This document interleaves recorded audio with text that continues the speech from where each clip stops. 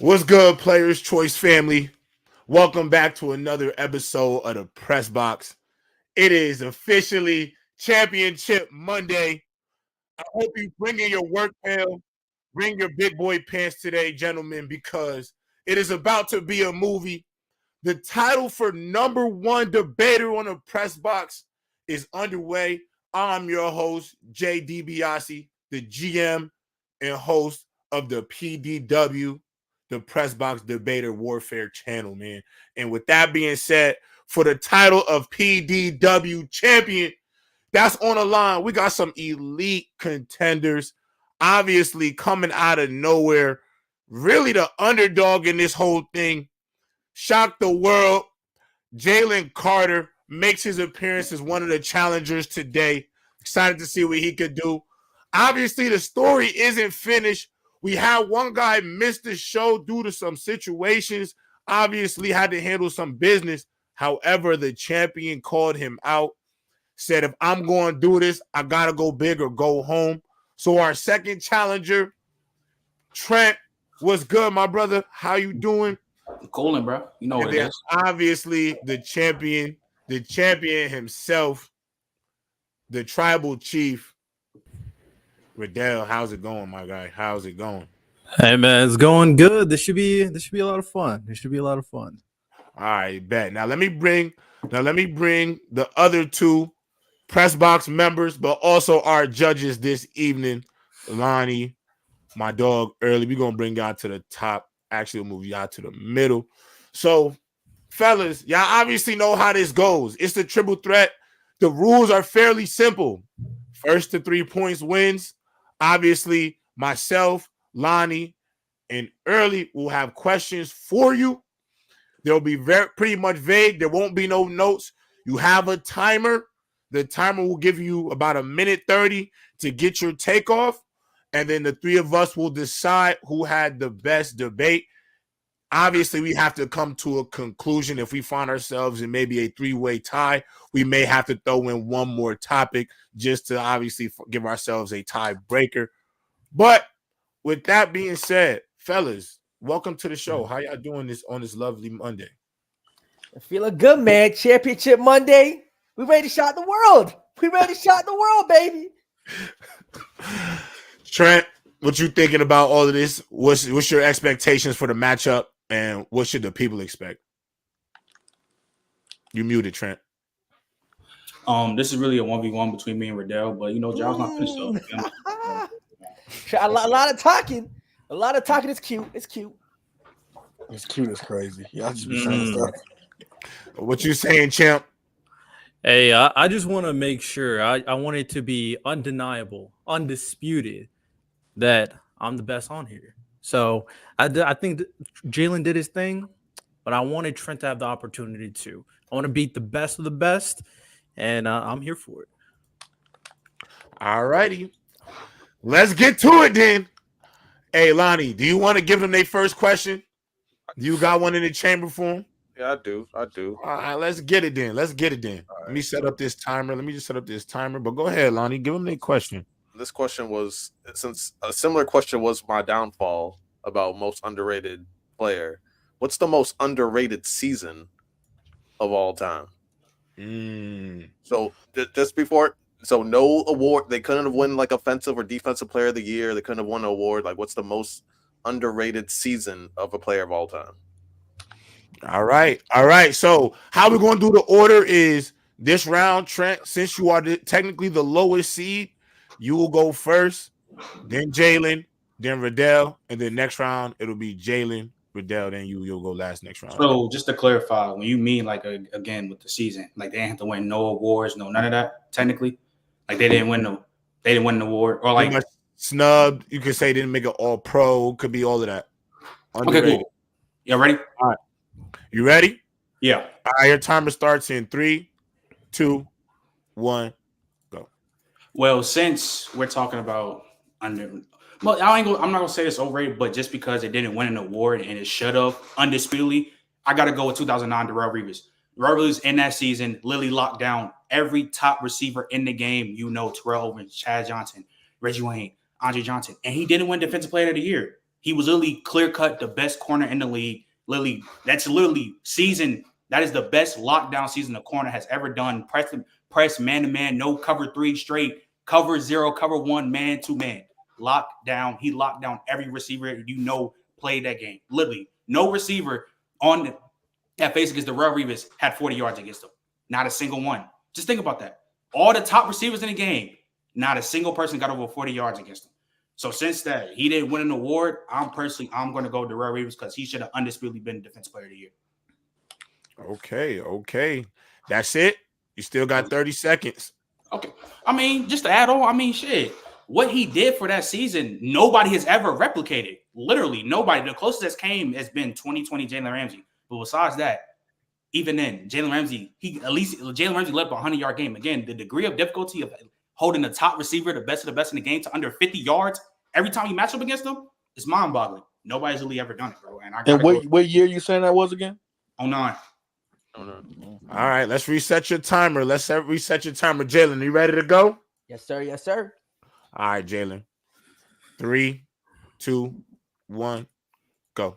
One of the most underrated seasons ever. No Pro Bowls, no All-Pro picks. 2006, Brian Westbrook. We're talking 1,200 rushing yards, almost 699 yards receiving, close to 1,900 yards total. Brian Westbrook was an absolute monster that year, helping lead that Philadelphia Eagles game-changing offense over there. He's doing it all. Doing it from the backfield, doing it from the receiving core. And this is at a time when that pass catching running back wasn't really that focused. So he was really one of the revolutionary guys. Yes, we had Marshall Faulk earlier, but him doing this thing with Andy Reid, they really kind of revolutionized what the running back was able to do and how he was able to contribute to the team. So Brian Westbrook going underappreciated because of that fact. And one of the things why he didn't get all the love that particular season is because those touchdowns wasn't huge. He had seven rushing touchdowns, but we understand touchdown variance. A lot of times when he's in the box, they're stacking the box against those Eagles. So he wasn't going to get those huge touchdown totals, which is why people overlooked it. But when we watched the game and really analyzed what he was able to contribute to that team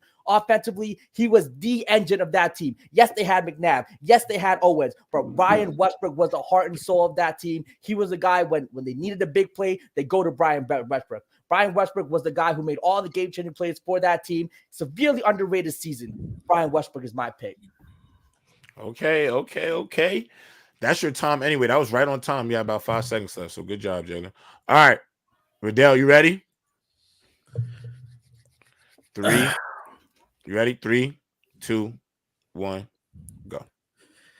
This is a very interesting question, man. There's a lot of season out here, and it's really hard to say. I can't really say whether or not this guy won an award this year, but one of the most impressive running backs that I've seen that didn't really live up to the reputation because of outside factors, and I'm going to go with Arian Foster. Arian Foster, in my opinion, was one of the best running backs in like the early 2000s, late 2000s, and he's a running back that really led that Houston Texans offense. He's a person that was able to obviously make all the moves. He had excellent ball carrying vision, and he can break all the tackles. Arian Foster, for me, when it comes down to it, he really had the trajectory to be one of the better running backs in the NFL due to injury and due to other outside factors. And of course, that passing offense was always a big problem for what it should have been. If he kept on going, he would have been great. But the year that he went absolutely nuts, I think he definitely had over 1,000 yards, probably over 1,300 rushing yards. Arian Foster is one of the best running backs that nobody talks about, and one of the greatest running back seasons since the 2000s. And that is my pick. Okay. All right. Early. How did you feel about that first round? If you had to give a vote to somebody, what are you thinking? So,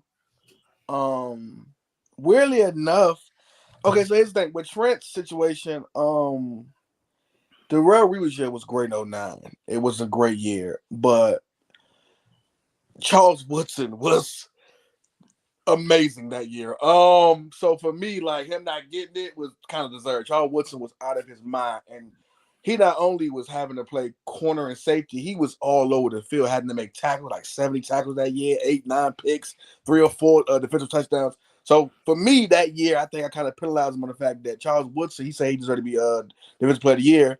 But for me, Charles Woodson was more impactful on his team than Darrelle Revis, simply because he had to do more than Darrelle Revis. And a lot of times, Darrelle Revis was just, again, man-to-man. And, it was some games where he didn't get thrown to at all. For me, too, with Riddell, did you say a year he was great? Or you just saying he was great? Yeah, I didn't have a year in mind. Yeah, so now I got to penalize you on that one. Yeah, exactly. You didn't answer the question. It was a year. It wasn't who the most underrated. Yeah. It was an underrated season, so I got to penalize you on that. So weirdly enough, now I got to go with Jalen because he actually gave you a year, gave you stats. And Terrell Owens actually wasn't on that 06 team. He was on the 05 team. So him doing that is even more impactful because I can't penalize him for saying he had Terrell to help the defense, spread out to where, they wasn't putting a lot in the box. They had Reggie Brown and Dante Stallworth. And that year alone, I think McNabb did like less than 20 picks. It was a bad year for McNabb. So yeah, it was definitely an underrated season for Brian Westbrook, one of my favorite guys from Temple, So I got to go with Jay. I have a question, real quick question. I want us all to be on the same level and playing field. So if I'm not looking at Pro Football Reference, Jalen, you're not looking at Pro Football Reference. Just because I take the initiative to make my they better. No one told you couldn't. No crying going on. Yeah, I said no notes, but I can't see him reading his notes. He just get into it. Hey, Jalen, did you just admit to Googling though? He did. What I'm saying is no notes is like he don't got shit pre-prepared because you don't have these questions are off the top of the dome. But Riddell, don't do what you just did right now because I'm not gonna front. Don't be mad about what just happened because you didn't even answer the question. He asked you about a season and you talked about almost like a career of being a guy being underrated. So listen, that's fine. That's fine. I just want to make sure it's all good because I could have looked up Aaron Foster's best season. Don't I just want to be sure. But that's not. Then do it next time. No. I just want to make sure. Don't do that. Yeah, don't do that though. Yeah, but don't do that. Respect to Jalen's Googling skills because he only had a minute 30 to Google. Exactly. It's not a lot of time. Go ahead, Lonnie. Lonnie, what's your pick? Well, Aaron Foster is one of my favorite running backs. I wish you said the year and all that. Fun fact about Aaron Foster: the year he had a major injury, he made a deal with this company to make himself his own stock, and then he got injured, so it tanked, so he lost a shit ton of money. But yeah, I can't. If he would have said Aaron Foster's 10 year, boy, oh boy, I know. I know. It's all good.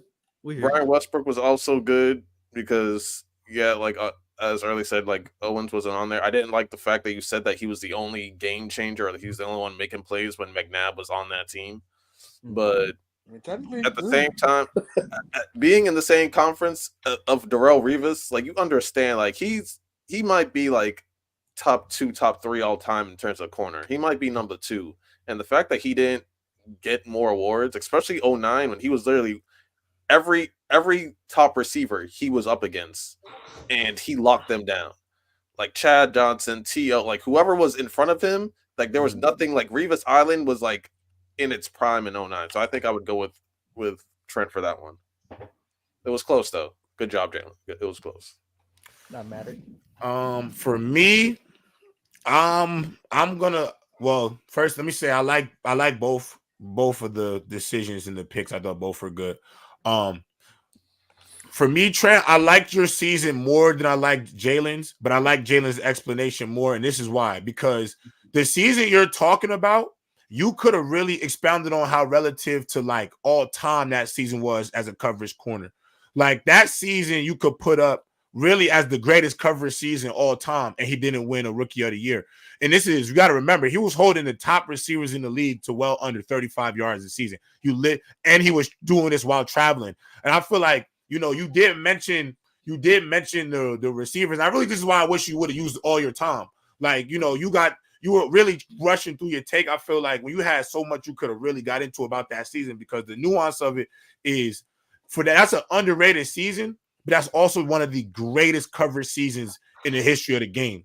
And I think you could have really expounded on the nuance of that because you kind of repeated your same explanation twice. You said the same thing, just you worded it different. And I think you could have really expounded upon that. So I'm going to give this one to Jalen because he talked about, the weapons that were on his team. him having to be an engine. He even explained, like, I even give him credit for explaining why, even though he has 7 touchdowns, you could look at these other elements of how that factors in to his production. So for this one, for this one specifically, I'm gonna go with Jalen for this round. And what we're gonna do is I'm gonna bring in Dev, but Dev is gonna be just a tiebreaker. So if we get into a situation where it's 1-1-1, we're gonna give Dev the tiebreaker vote because Bama's not here yet. So and once Bama comes in, then it will be a 3 out of 5 situation. But he'll be the tiebreaker if we all can't agree on one guy because it is an odd number. All right, Early, you got a question for these guys, or do you want me to go? No, I got a question. So, go ahead, is it brother, Riddell first now? Now I'm last. No, and I just want to be clear. Last. I wanted to be very clear. The greatest corner season is 94 Deion Sanders. But I'm just you guys are a little young, don't know. So in light of what just happened to Cam Newton and in the situation that is kept with him getting jumped and him basically manhandling them boys, even though he got jumped. It makes me want to spark a question, man. Who is the greatest dual threat quarterback of all time, not including Cam Newton? Okay. I mean, okay. So this round, Riddell, you starting this one? Riddell, no, I'm tripping. Riddell should start the third round because he's the highest contender. So Jalen, you start this one. Trent, you go second. Riddell, you go last again, and then on the next round, because I'm gonna give advantage to champion. Then on this third round, you'll go first for the third round. That works. Yeah, that makes more sense. That makes more sense to me. All right. So Jalen, you got somebody in mind? You ready to go? Yes, sir. Yes, sir. Even if you're not ready, you gotta go in 3, yes, 2, sir. Yes, sir. 1, go.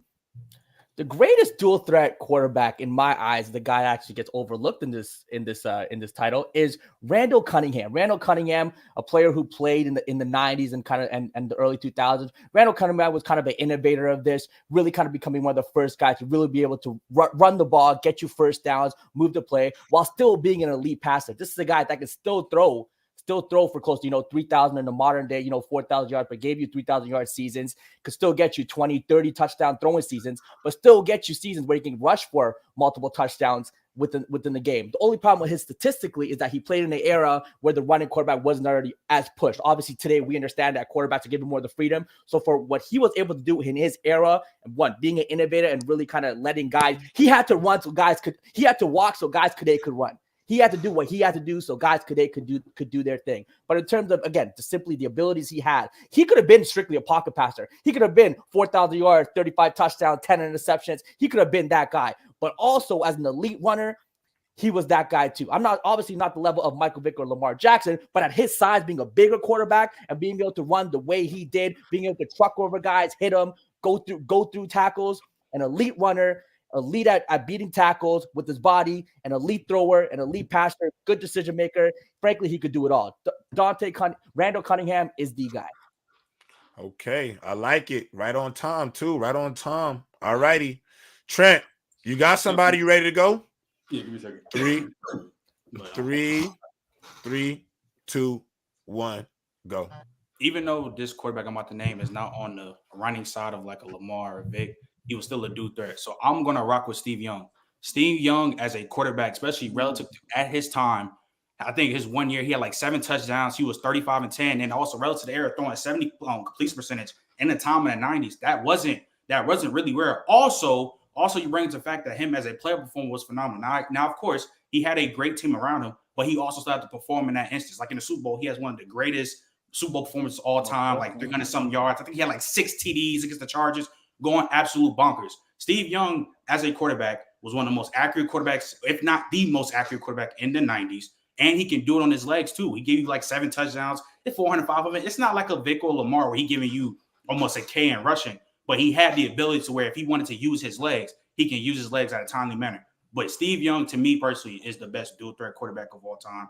Again, when you look at his resume, also a 2-time MVP, coming from a bench, having to ride the bench off Joe Montana and all those years to come up to a 2-time MVP, that's kind of crazy. That's kind of like we all remember when he won the Super Bowl, got the monkey off his back because he had so much going with him and so much adversity he had to go through. So I definitely got to rock with Steve Young, bro.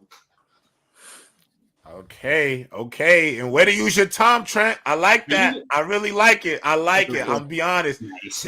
I ain't gonna lie, Riddell. I do not want to be in your shoes right now. Those are good. Those were two good ones. Let's get it though, champ. That's why you here. Ready? 3, 2, 1, go.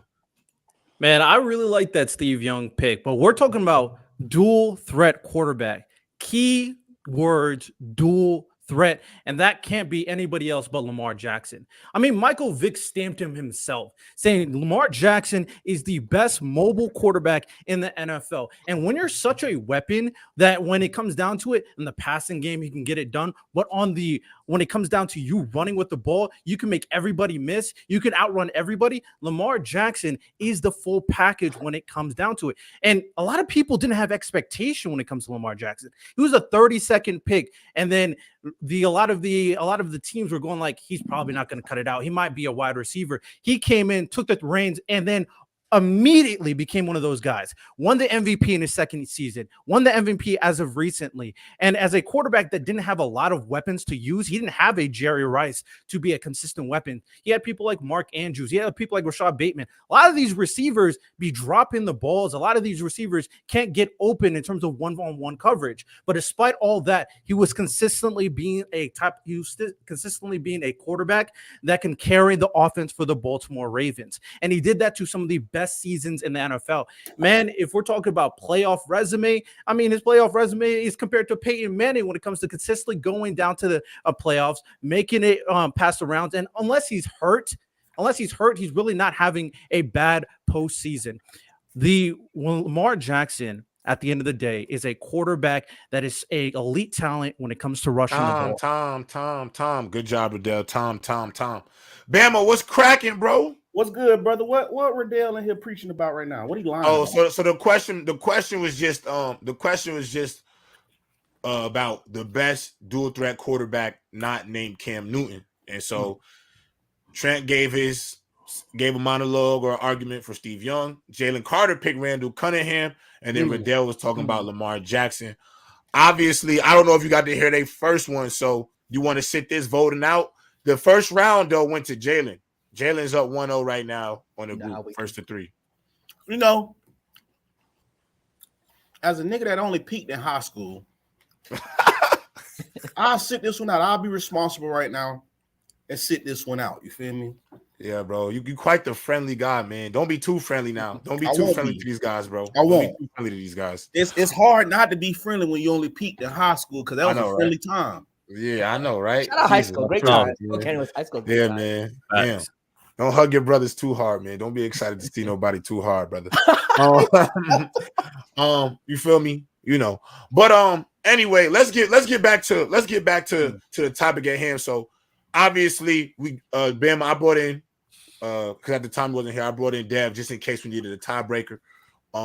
So with that being said, Early, you can vote first.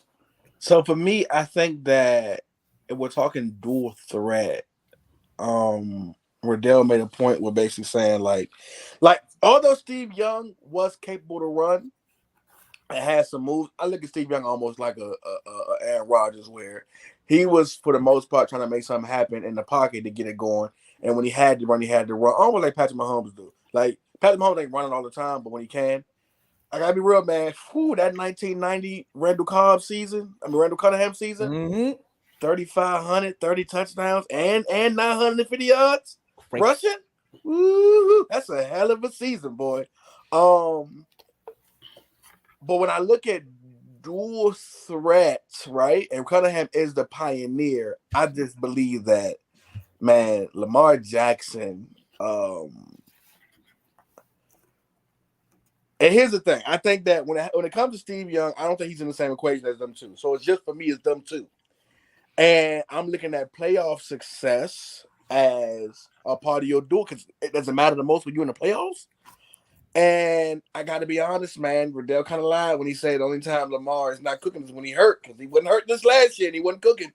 For me, it's a close one, man, but I'm going to go with the OG of dual threats. I got to go Randall Cunningham. Let's go, baby. Let's go. Hey, Hold on now. I would say Steve Young more like a Johnny Manziel that had it together. Like y'all low-key buzzing. I can go with that. Steve Young low-key got busy in that. Like he used to get jiggy out there. Like definitely.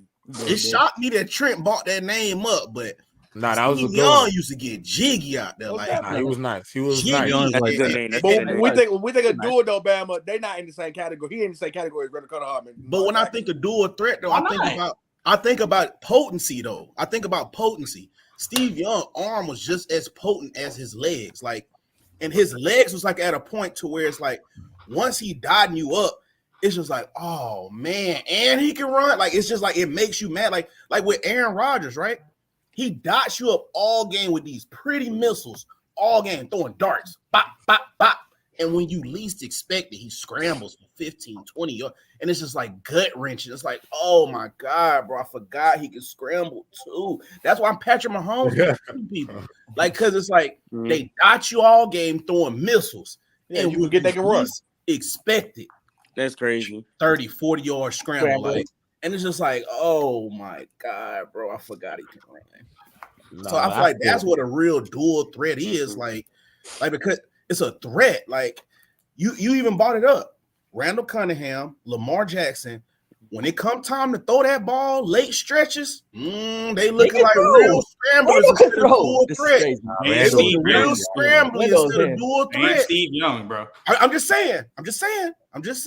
But to Bama's point, when Steve Young needs to run, like remember he had that 49-yard game-winning running touchdown. Like he is elusive. But I think a dual lasts more so. You know it's coming, so you know Lamar gonna run the ball during the game, and you still can't stop. I think Lamar and Cunningham. Well, Lonnie. Well, let's get with Lonnie. What's your vote? So we got one vote to Jalen. What's your vote? Jalen made some good points about Randall Cunningham. I wish you did say how he was like 3 times. He was second in like league MVP voting. Yeah. Because he is super underrated. Riddell, I like some of your points about Lamar, but again, like he wasn't hurt this year and he did fold. So you saying that like, oh, he only like doesn't really play well when he's hurt, like that's kind of disingenuous. Steve Young, I do consider dual threat. Like he has 4K rushing yards, like 45 rushing touchdowns, stuff like that. He is more of like a Aaron Rodgers, Pat Mahomes-esque. But look, I have to give it to Jalen. He shocking the world. He made the best point. Wow. The best point. Look at Trent's face. Can I get a zoom on Trent's face? Trent would be second. He made really good points, but I feel like Jalen just described it. Oh my God. I'm not gonna lie. I'm gonna just keep it a bean as well. If I had to vote, I was gonna vote for Jalen too. I'm not gonna Let's get it, Chad. Let's get it. No, you gotta understand. I like you should have capitalized on the Super Bowl's trend. Like you should have also capitalized on the fact that he was a backup for so long. Came in as he said that, but like capitalized on the Super Bowl, like a Super Bowl performance. The span in which he was doing that, bro, was insane. I just think Jalen right now, just the way he's making the best points, man. He's making the best points, bro. And I gotta admit, like and I will say this, he's not leaving too many stones unturned.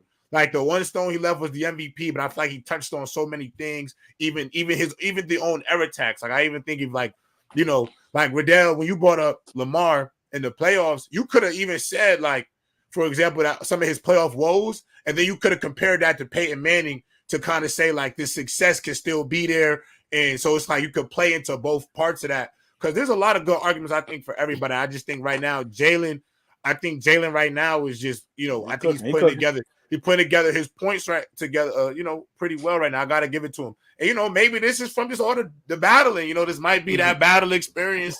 It could be coming in handy right now. But and J-Rob. Go ahead. Go ahead, brother. Also, right now, I feel like would have helped you on Lamar point if you brought up the passing. He had 36 passing touchdowns. His MVP year, how he improved. Like he had a way better start than these guys. Like every time Lamar Jackson is healthy, he goes to the playoffs. And not only that, I think he should have brought a competition. He has to go against Mahomes. This that. I feel like if you would have brought up those points, and not only that, he's younger. He's like only 27, so his future is set up to have more success than Randall Cunningham or how many Super Bowls does Steve Young has? 2? 2. But, all right, but if not 2, all right, if he gets 1, then he probably already has a better career than Steve Young because he's a 2 MVPs, this, that. So I feel like you should have did that as well because my vote would have went to Rydell personally. But Jalen up 2-0. Jalen up 2-0. But actually, this question right here, fellas, this is a good one because this question tests, have you been paying attention to the little meetings we've been having and the conversations we've been having behind the scenes? And it's a vague one. Which college football team this year is primed to have the best run at a championship? Nigga, if it's only one, One. No. Which college football team has the best route to a championship this year? Great question. You can say, you can go by it, and that means everything. So you can say, you can talk about their roster, their schedule, who they play, what players they've picked up in the portal, all of those things you can navigate. But with that being said, which college football team has the best run at a national championship this year? Even with the new playoff circumstances, y'all know now it's 12 teams that get in, so y'all got a lot of stuff to play with. However, unfortunately, Riddell, you're last, so you get the most time to be prepared. Yeah, because he didn't go last the last question. Did he go last on the last one? You did go last. No, you said he was going last on the third round. I've been second both times, so I thought and then that means I will be last. So you will be last. Yeah, you're last this one. So Riddell, would you be first this one, or would you? No, Jalen, you went first. Jalen, have you gone first? You went first. Yes, I went first last time. Okay, good. All right, yeah. So Riddell, it's you. You're first. Home, Alabama. Oh my God.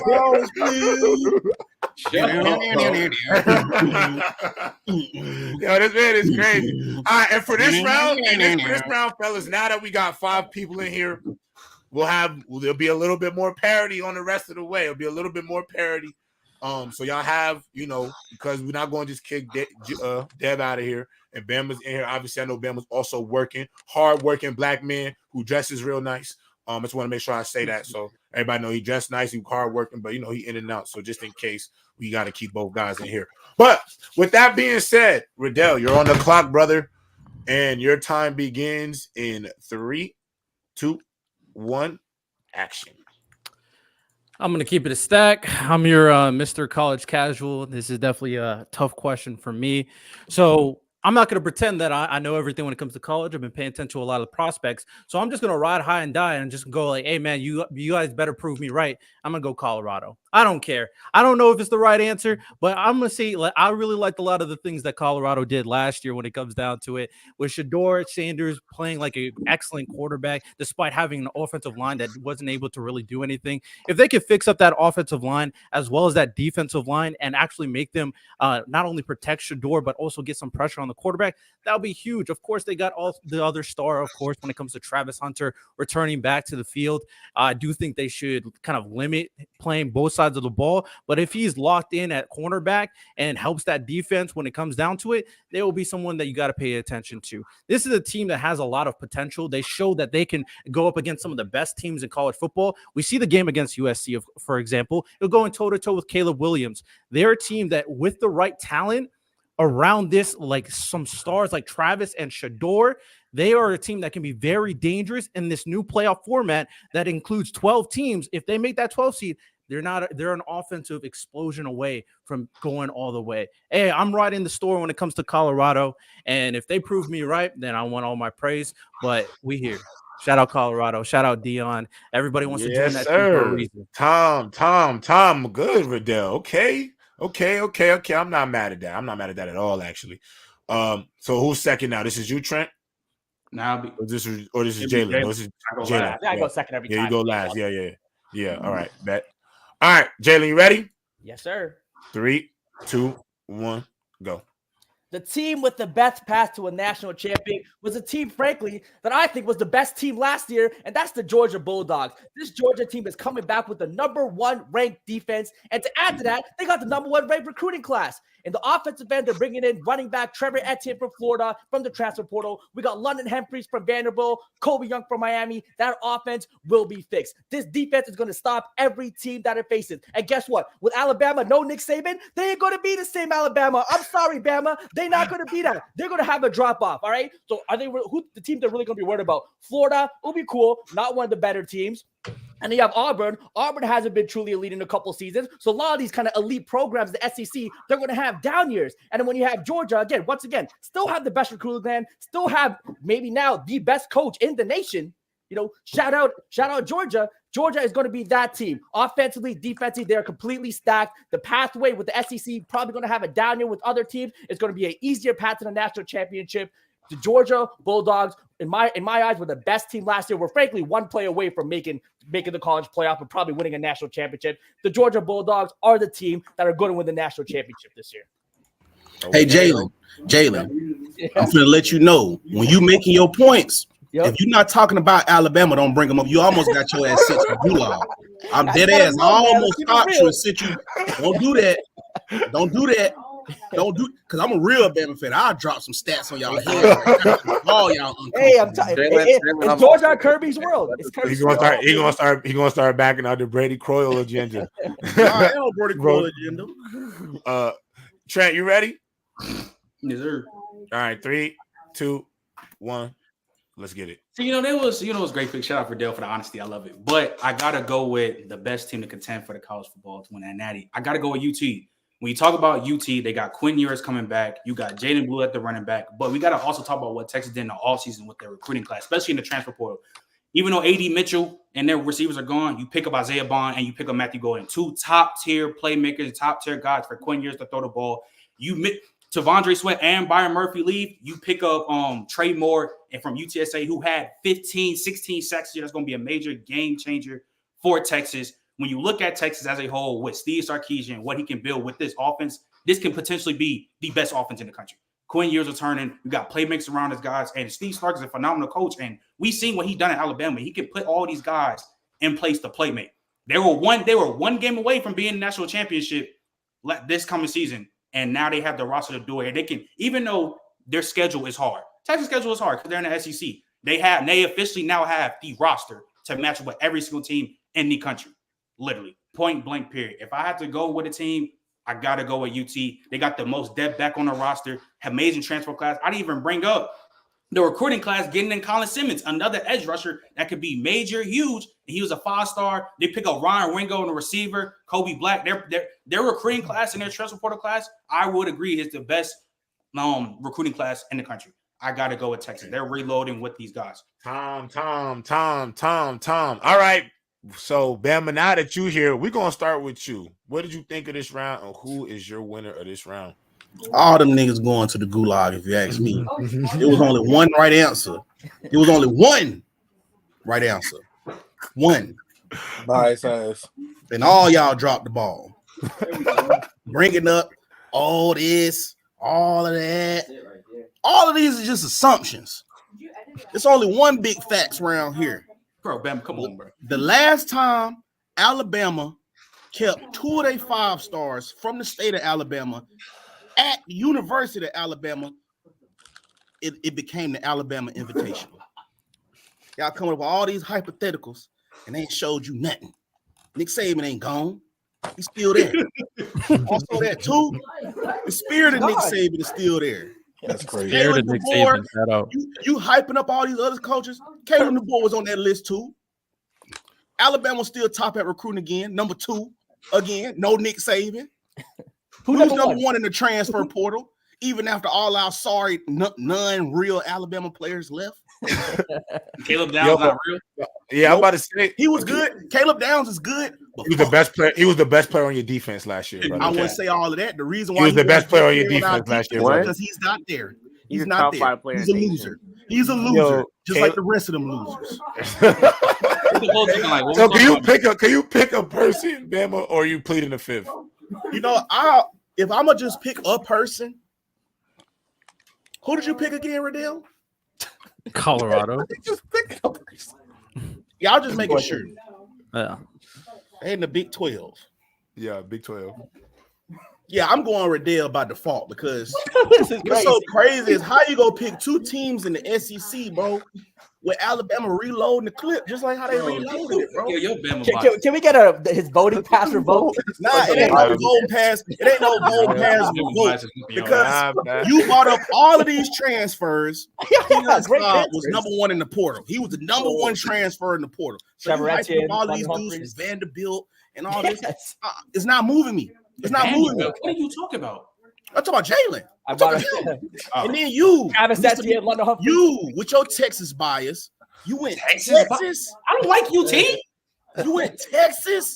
Texas beat your team last year. Yeah, and that was just with the uncertainty of an offensive coordinator. I ain't doing all He said, This shit biased as fuck. All right, okay. I ain't let no buy side. Riddell, good job, man. And prime. You even know what team. All right, Lonnie, who do you pick, bro?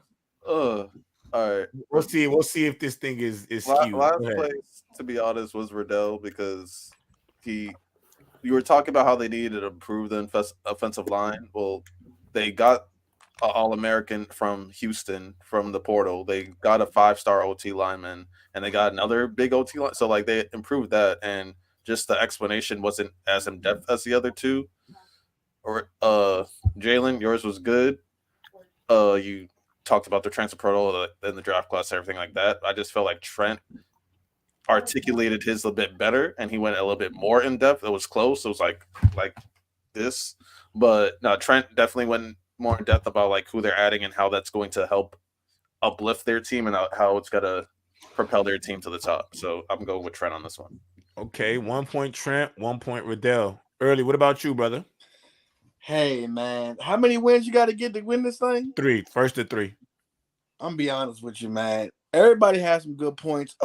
Riddell, your lack of college football knowledge, it hurts you a little bit. But Colorado does have a hell of a recruiting class coming in this year. We rooting for Colorado.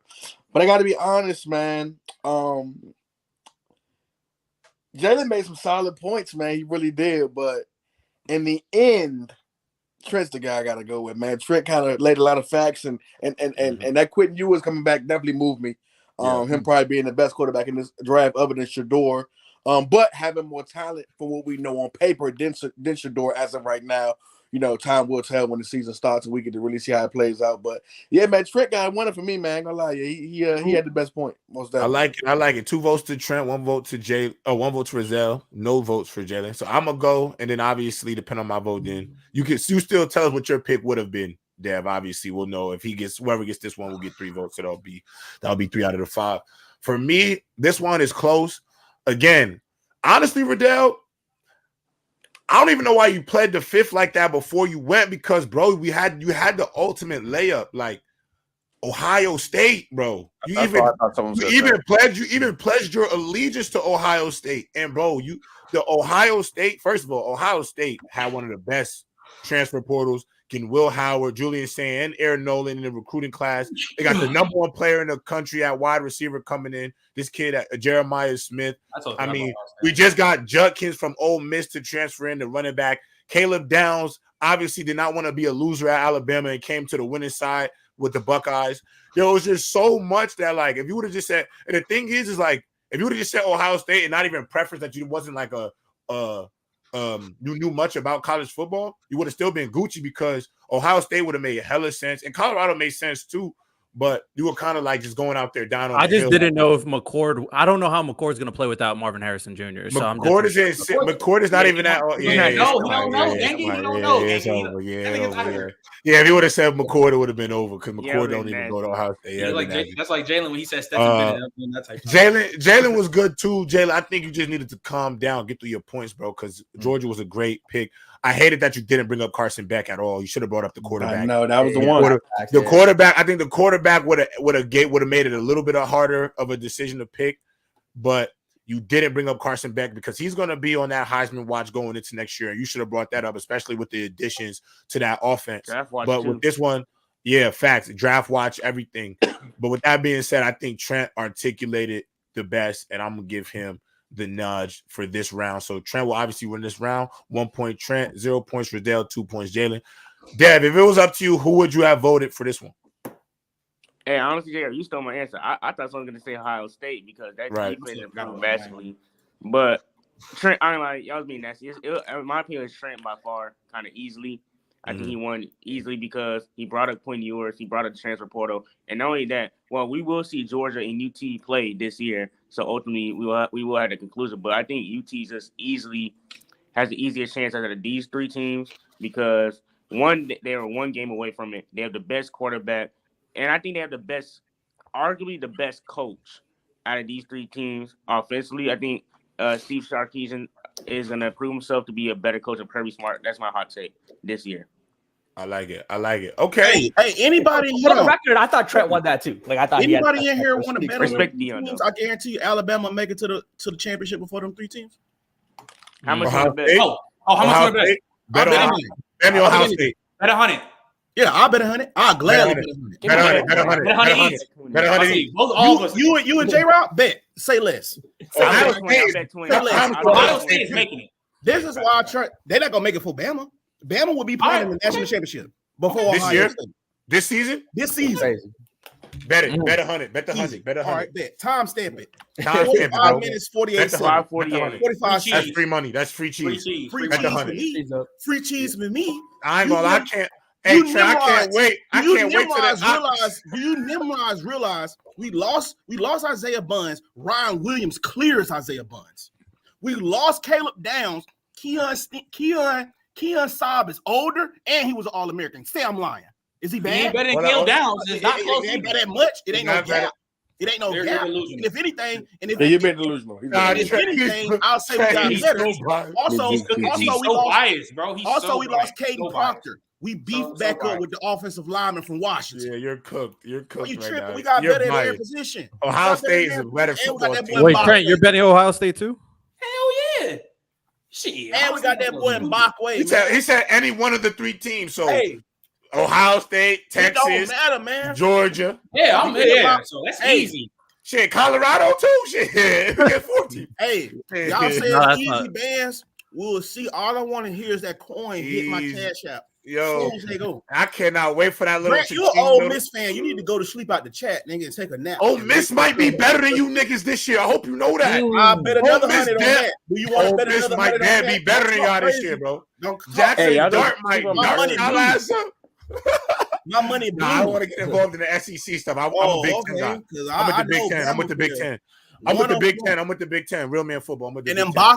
Mbakwe go lock all them sorry ass niggas from Ohio State up. No joke. Yeah, I hope so. Hey, y'all boys better go Google that boy Mbakwe. Wait till they see that boy young like demon that, Jeremiah, man. That That young boy demon like that, Jeremiah is gonna have you Mbakwe. messed up.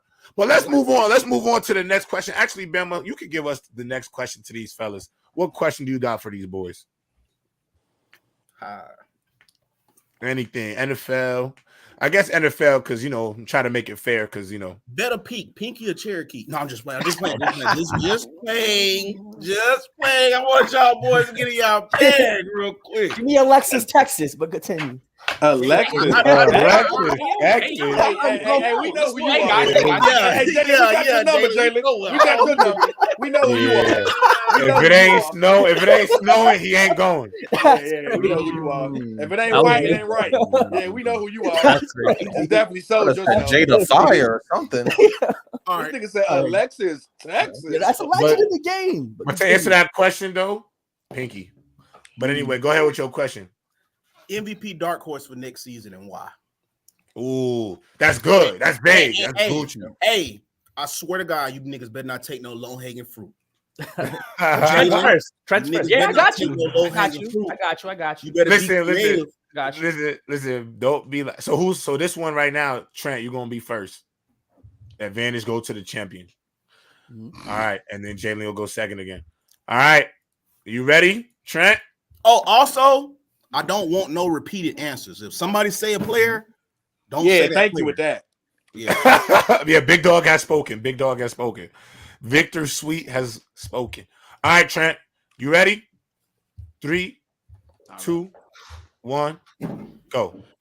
See, the question is so it's a dark horse. So me personally, I'm gonna rock with Jordan Love. When you look at Jordan Love and what he did for this season, it was phenomenal. That end of the season, that second half of the season, he's like 31 TD or something like it was a phenomenal season. But coming in with the Packers, this is a very young crew. So each year they're going to get better. And we've seen the progress with the wide receiver crew, with Jaden Reed, Christian Watson, Luke Musgrave. You still got Aaron Jones, who's one of the premier backs in the league. They're going to draft some more defensive pieces so they can become a better team as a whole. And Jordan Love arm talent is off the wall.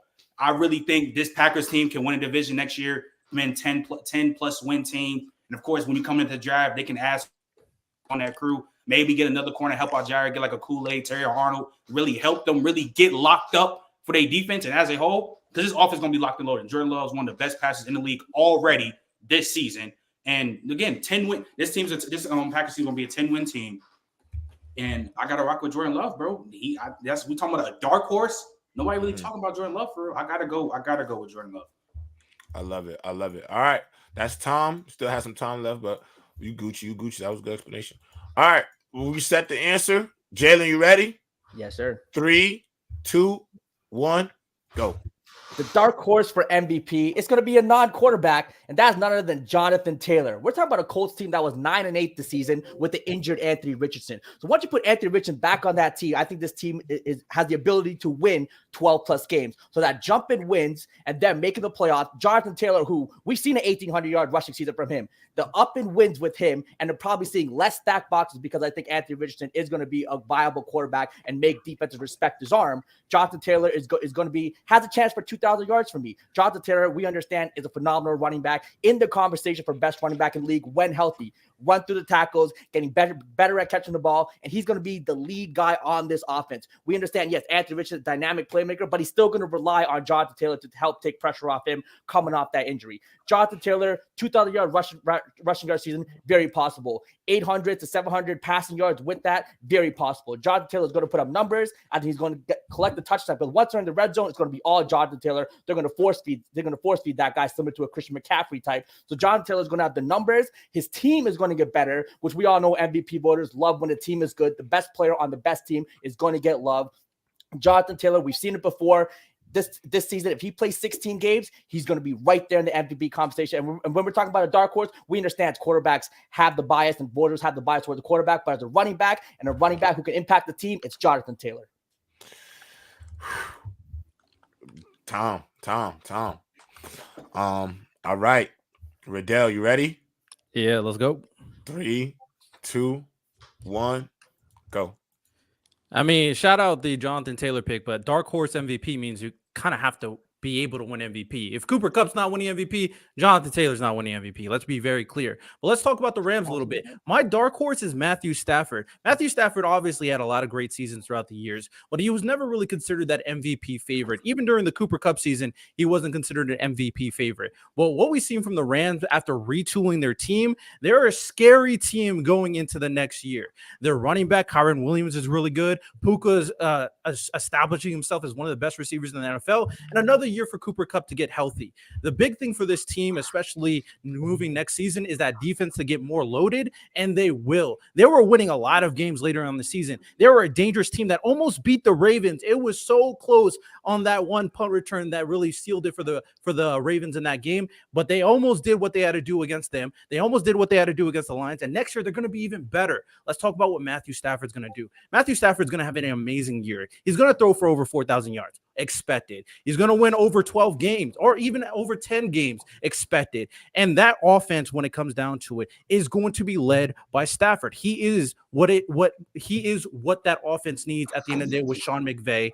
And Cooper Kupp is not who he was anymore. Puka is still a rookie. So they're going to look at Stafford to do everything for the offense. He has the clutch winning drives. He's going to have the yards. He's going to have the touchdowns, the completion percentage. He's going to be one of the dark horse MVP, one of the best teams in the NFC will be the Rams. Tom. Go round, y'all. Go round. Could this be the moment? Could this be the moment, chat? All right. Bama, who is your vote? For those who don't know the score and for those who are coming into the chat right now, it is a 1-3 debate. Jalen has 2, Trent has 1, Riddell currently, and the defending champion has 0 right now. So, Bama, you go first.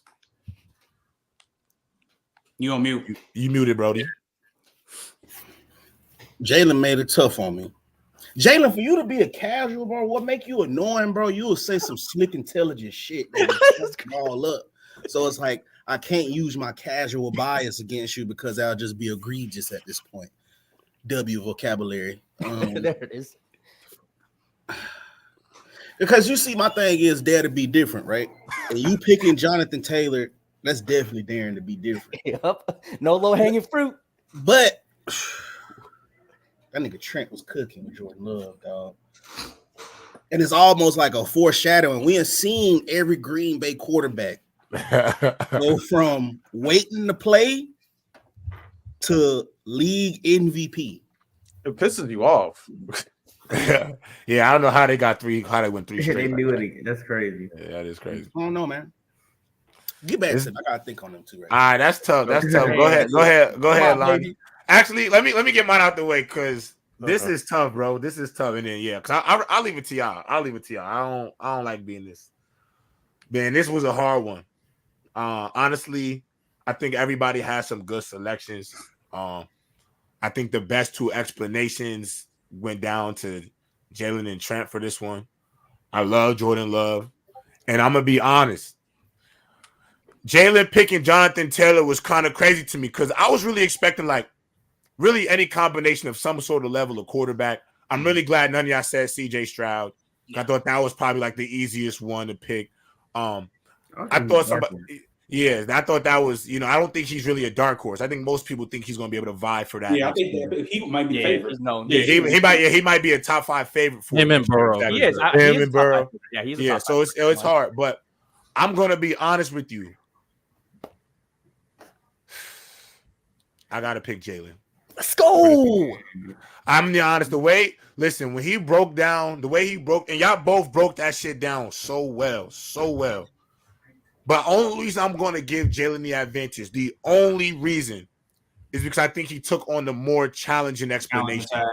Okay. Because realistically, to put together an argument for a running back for a award that we truly know is catered to a quarterback, but to talk about the fact that the quarterback that they got is going to open up the box for him, even though he's relatively young, he didn't play much because he got hurt. They're still going to run that offense through him. We know the type of running back Jonathan Taylor is. And let's be honest, we all know Jonathan Taylor is a very much 2,000-yard running back. There's nobody here that doesn't think that's not feasible for him because of the type of home run hitter he is from that position. And Shane Steichen, nobody want to talk about it. Shane Steichen, sneaky, crazy play caller. Sneaky got it. When he was cooking with Gardner Minshew.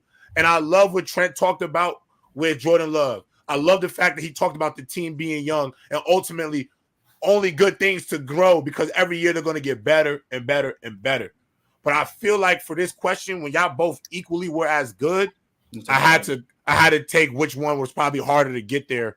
And for this one, I'm going to lean Jalen for this one. That was a phenomenal explanation by both y'all. Y'all did fuck. Hey, can you just put a 30-second poll up for me, bro? Because I still can't choose. Let me put a poll up.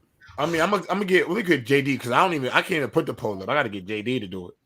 So Lonnie, early, who y'all got? One of y'all. So for me, I actually had it between you and Riddell because I did like some of Jalen's explanations, but some of this stuff that he was saying didn't make sense. Because when he said, for instance, it'll be all Jonathan Taylor in the red zone, Anthony Richardson is a unit. So we know, you think the tush push with Jalen Hurts is OD. Mm-hmm. Anthony Richardson is going to be doing a hell of a lot of stuff in the red zone too. I'm going to let you know, quarterbers with those physicals don't need tush pushes. Well, I'm just saying, the red zone, we all know Anthony Richardson is going to be running in the red zone as well. But he was doing that in his rookie year. But fellas, he also tore his shoulder up his first year in the league. Why did they change up the play calling? That's just rookies now. So hold on, wait, Lonnie, who you got?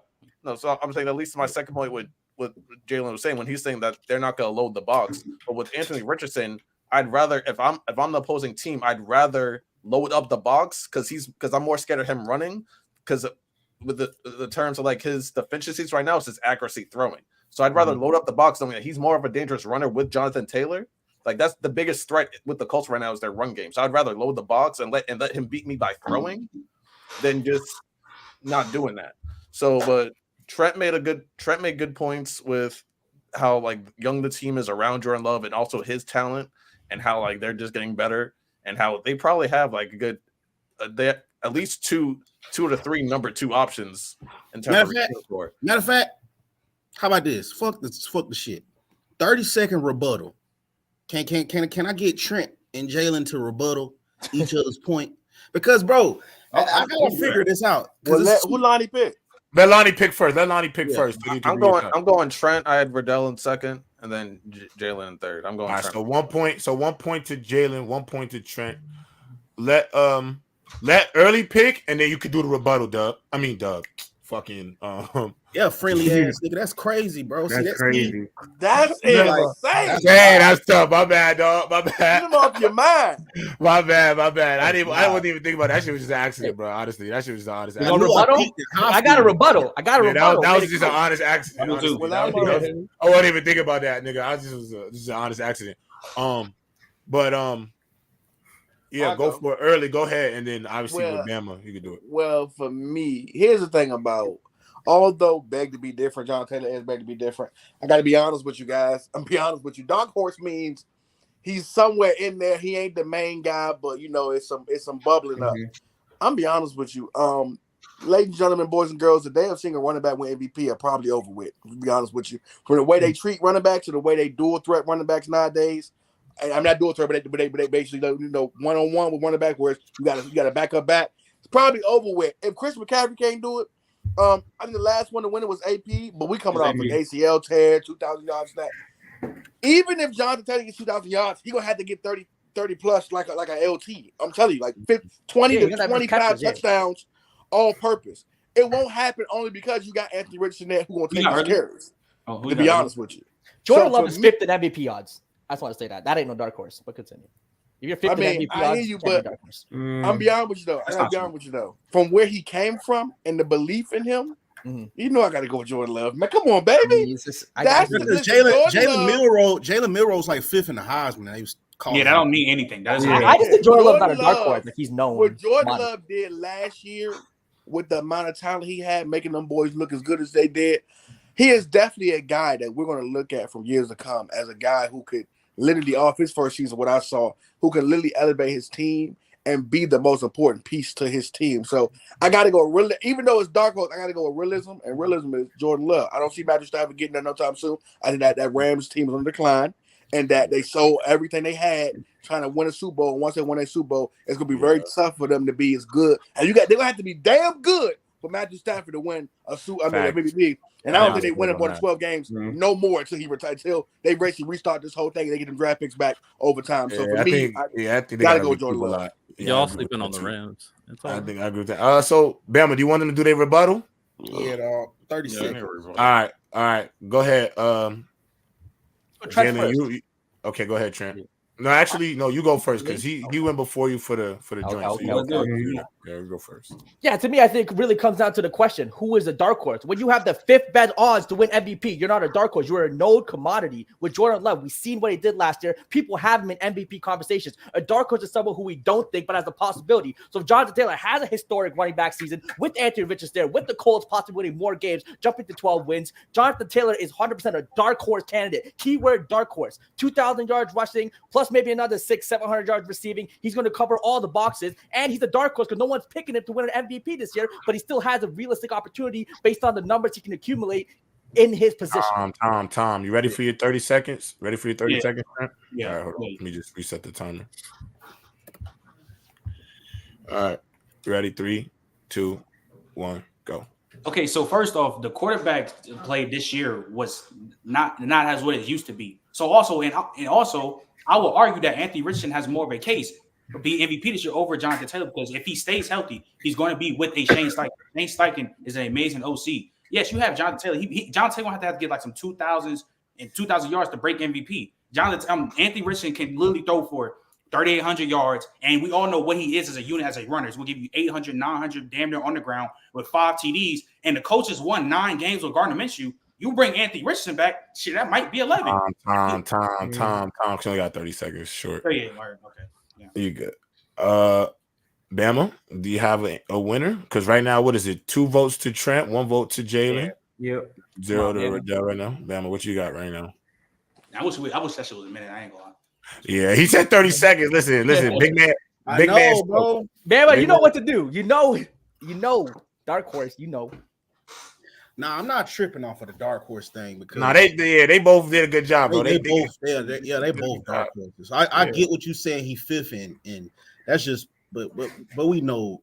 Yeah, Jordan Love is not going to be looked at as like we're not really thinking about Jordan Love like that. I mean, maybe we are after this season, but yeah, I'm not gonna lie. Nobody, but we people still gonna say Joe Burrow, Patrick Mahomes, like it's not. Yeah, I'm not. It's a good. The only reason I'm gonna go Trent is because of that point he bought up with Anthony Richardson, and honestly, because Jalen bought up a good dog, because Jonathan Taylor could get the MVP, bro, but that's what I'm thinking about too. Like the person that's gonna stop him from getting it is on his team, literally, and you know, pretty much it's not even the MVP no more. I don't think Mitch will put up those numbers. Most valuable quarterback award, because just think about it. Just think about this on the criteria, right? If a receiver nor a running back breaks 2,000, they're not even in consideration for it. Like that's just OD ridiculous. And Lamar only putting up 3,800 yards, 20 touchdowns, and winning the MVP again, like. It further shows you it's more of a quarterback award. Yeah, I like it. I'll go Trent. I ain't gonna lie though. If you would have picked Anthony Richardson for your dark horse, that would have been good. That would have been crazy too. I was debating him too, but another one.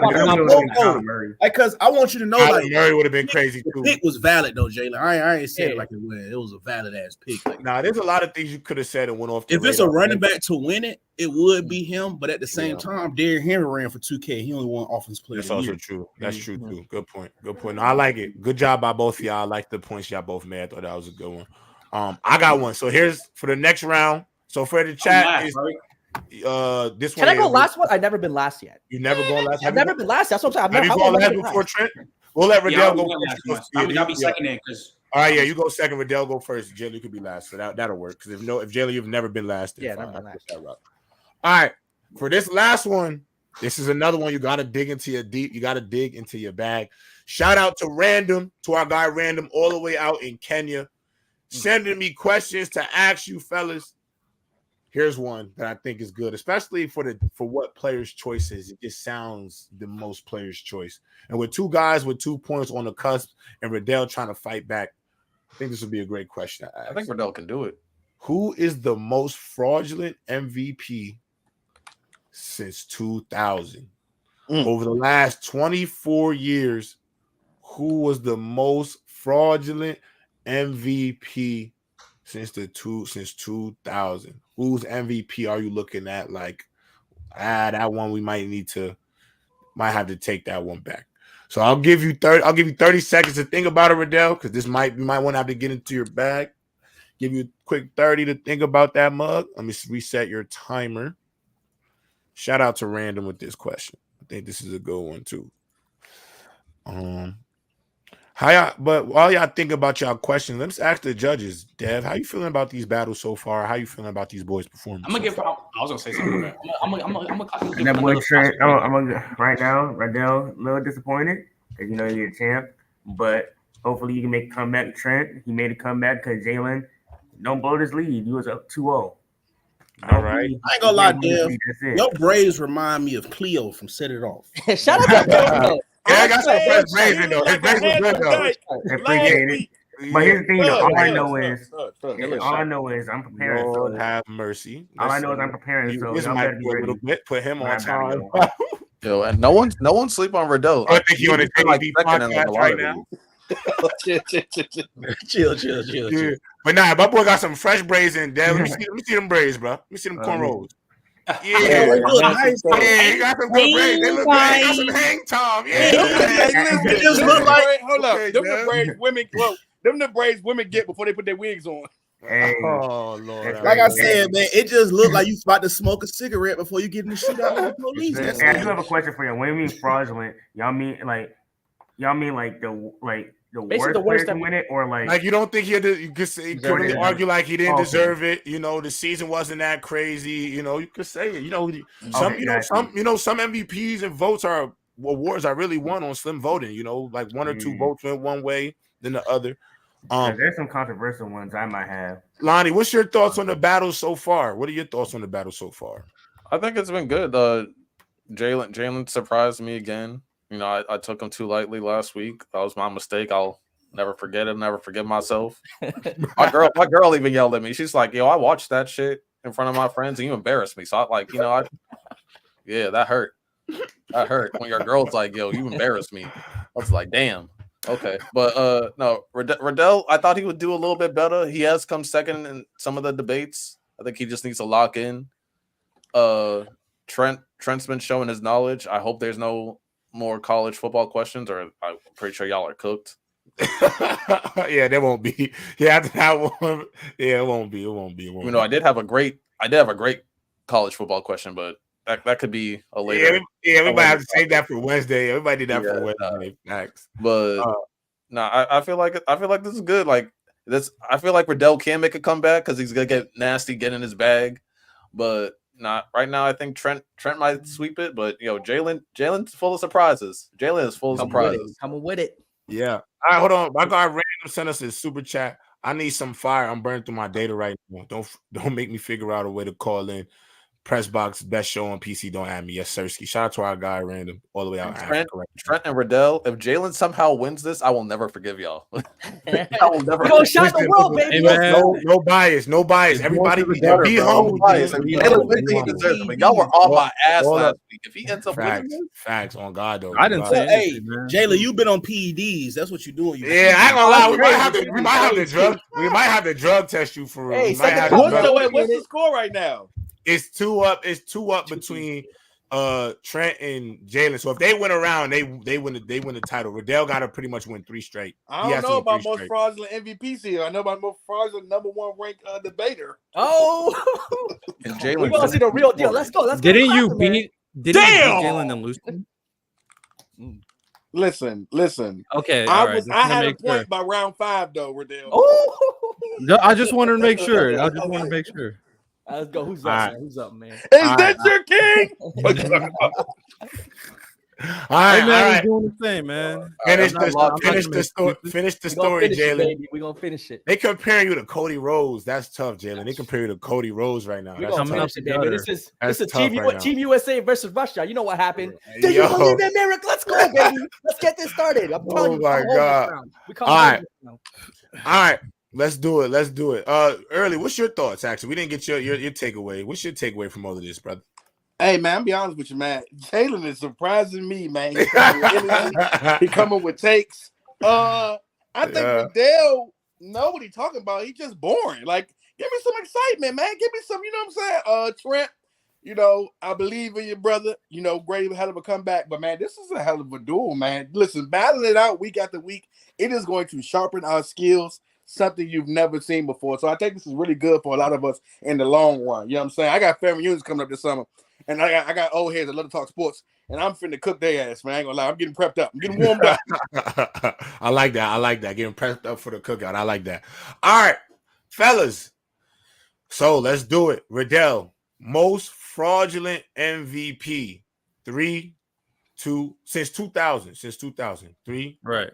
2, 1, go. Bama said it right. When it comes to the MVP, it is a quarterback award, and it shouldn't be.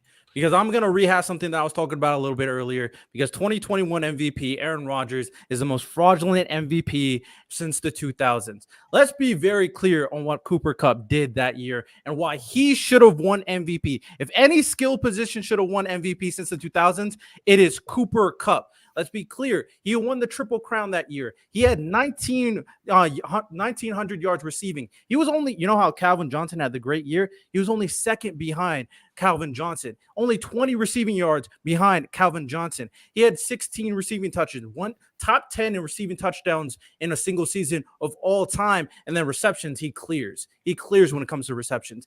Cooper Kupp, when it comes down to that offense, was a huge contributor to leading that Rams offense to be as good as they were that year. Cooper Kupp in the slot was absolutely dominant. Nobody could stop him, even though they tried. And I know Cooper Kupp is one of those guys that you never would have expected to have such a great year, despite not being the most athletic, despite not being the best route runner, despite not having the best hands. But he basically null and void all of that. He had the greatest wide receiver season of all time that year. It should have been hands down Cooper Kupp winning the MVP that year. And it should have been a situation where we dismiss that myth in terms of MVP being a quarterback award. My answer is 2020 MVP Aaron Rodgers for the most fraudulent quarterback or most fraudulent. Wait. Correct that. 2020 or 2021? 2021 MVP Aaron Rodgers is the most fraudulent MVP since the 2000s. Nah, I want to say make sure you say the specific date because that's the difference between 2020 and 2021. Yeah. Okay. That's Tom. That's right on your time. All right, perfect. Yeah, that was right on your time. All right. Yeah. You set that mug. All righty. All right. All right. Trent, you ready? 3, 2. Hey, I ain't gonna lie, J. Rob. You should give Riddell like one more chance just to make sure is that his final answer. Nah, we good. Hold on. We good. Go, Trent. 3, 2, 1. Go ahead, Trent. I think obviously since the 2000s, the most obvious fraudulent MVP has to be Rich Gannon. I mean, Rich Gannon in 2002, he literally just had 4,600 yards and 26 TDs and 10 interceptions. We were just talking about how this down year of quarterbacks where or a skill position like Tyreek Hill or CMC should have won MVP. This was the exact same thing in 2002. You had Ricky Williams going for 1,900, 14 TDs. You had Priest Holmes going for 1,600, 22 TDs. You could have gave it to a skill position that wasn't quarterback award, and they've been doing this for years. Now I get it. The Raiders won a lot of games. They went to the Super Bowl that year. I understand it. When we're talking about the individual or the best player, I'm sorry, Tom Brady, who we all call a game manager in 2002, was 28-14. That's better than Rich Gannon. That's better. That's better than Rich Gannon. We talking about like this running back pool because the running back pool is the best in the 2000s. You could have get us to any other the top running backs that went for 1,700 yards and 10 plus TDs. Rich Gannon was literally just because he was a quarterback. We've been preaching about this all the time. Rich Gannon, which is playing okay. He had a great year with good year with Jerry Rice and the Rays with Jerry Porter, but it wasn't the best year. The best year should have went to Priest Holmes or Ricky Williams. They were the best players for the MVP award. Rich Gannon has to be the most fraudulent because Cooper Kupp, come on, bro. Aaron Rodgers we're not even going to speak about that, but I'm done with my time. I'm finished with my time. All right, stop. All right. Now that was good. Your time was pretty much up anyway. Yeah. Good shit. All right, y'all starting to fill out your timer. Y'all starting to kind of know. All right, I like it. All right, Jalen, you ready? We're going to take it home, baby. All right, 3, 2, 1. Go ahead, Jalen.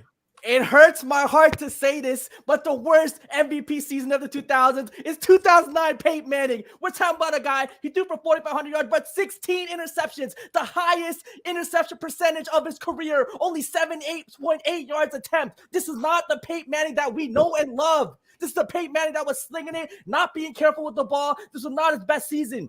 On defense, this team was in a lot of games was carried by the defense with Robert Mathis, Dwight Freeney on the edges, Calvin Hayden, Antonio Bethea doing their thing. This was a situation where Peyton Manning got it because we all understand he was a media darling and the league just wanted to give it to him because they won 14 games. We understand that they were a great team, but this was not an elite quarterback season by any means, especially the Peyton Manning standards. The real deserving winner of that, why it's also fraudulent, because we all know the best player that season was none other than Chris Johnson, one of the greatest running back seasons ever. 2,000 rushing yards in that Tennessee team with not a lot of other weapons. He was carrying that team. He was the AP Offensive Player of the Year. He should have won MVP, but my guy, I'm sorry, Peyton Manning.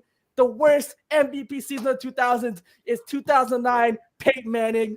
And that's how we end the chat. Let's go on home, baby. Let's go on home. It's a wrap, J-Rob. Time. I think it 33 TDs. Time, man. That's cute. Come on, it's Peyton Manning, man. Tom. All right. Hold on. Let's read the super chat. Down goes the champ. 4,137-4 is hard to beat. Put them ones down. What happened to the king we loved? Oh, he's talking about Cooper Kupp. He's talking about Riddell. He's talking about Riddell. All right, Lonnie. Who's your pick? So Riddell, I get that I get the Cooper Kupp thing, but you said nothing negative or fraudulent about Aaron Rodgers that whole take. You didn't say anything negative about Aaron Rodgers on why he didn't deserve it. Like you only propped up Cooper Kupp, but you didn't say why Aaron Rodgers did not himself deserve it. Because we all know 37 TDs, 4 interceptions. It's hard to fucking beat. Yeah, so like you didn't Gotta Cooper Kupp answer beat the it. question. to prop You up gotta somebody, answer you have the to knock question. somebody off, and you did not knock off Aaron Rodgers the whole take. So that I have to tax you for. You gotta answer the question. Yeah, you didn't answer the question. Jalen, I like the energy. I don't agree. I do like the energy. Chris Johnson, I do agree. Like that was moving me, but I feel that Trent articulated it better because casual doesn't even know who that guy is. Casual won't even know the guy that won MVP that Trent was talking about. And the fact that he was low-key had game manager type numbers. Peyton Manning still had great numbers. He had 38 TDs? That's still great numbers. He had 33. Highest interception percentage. He of had his career. 33 TDs. Highest interception. 33, yeah. The higher 16 interception, but at the same time, Peyton Manning's not like just a he's had multiple seasons where he's had a shit ton of INT, so that's not like far-fetched.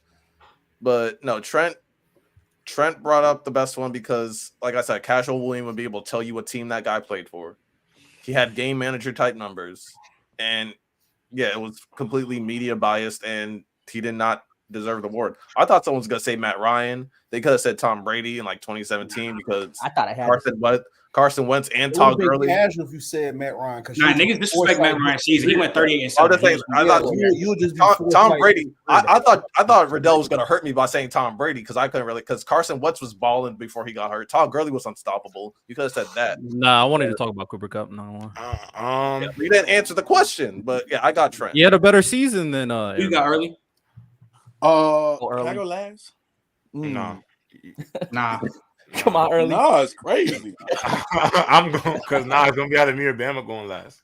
All right, well, I'm going with Trent, man. Easily, that Rich Gannon year is one of the most fraudulent years I've ever seen in my life. And Brock Purdy can't get an MVP with 30-6 or 30-9 and 4,000 and leading his team. Yeah, no, ain't no way in hell Rich Gannon get it that season. I don't even. Rich Gannon is the quarterback who, when you look at the history of quarterbacks, you say to yourself, how in the hell he win the MVP? Did he win an MVP? Like when the season.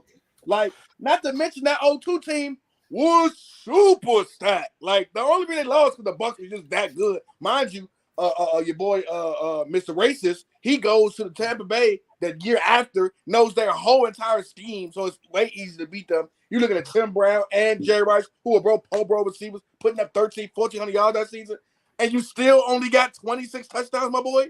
Fraud. I mean, who you want to go, Bama, or you want me to go? Man, I'm going Jalen, bro. He brought up a valid point with the 16 TDs. Another point would be he had the same type of season the next year. Why they didn't give him the MVP that year?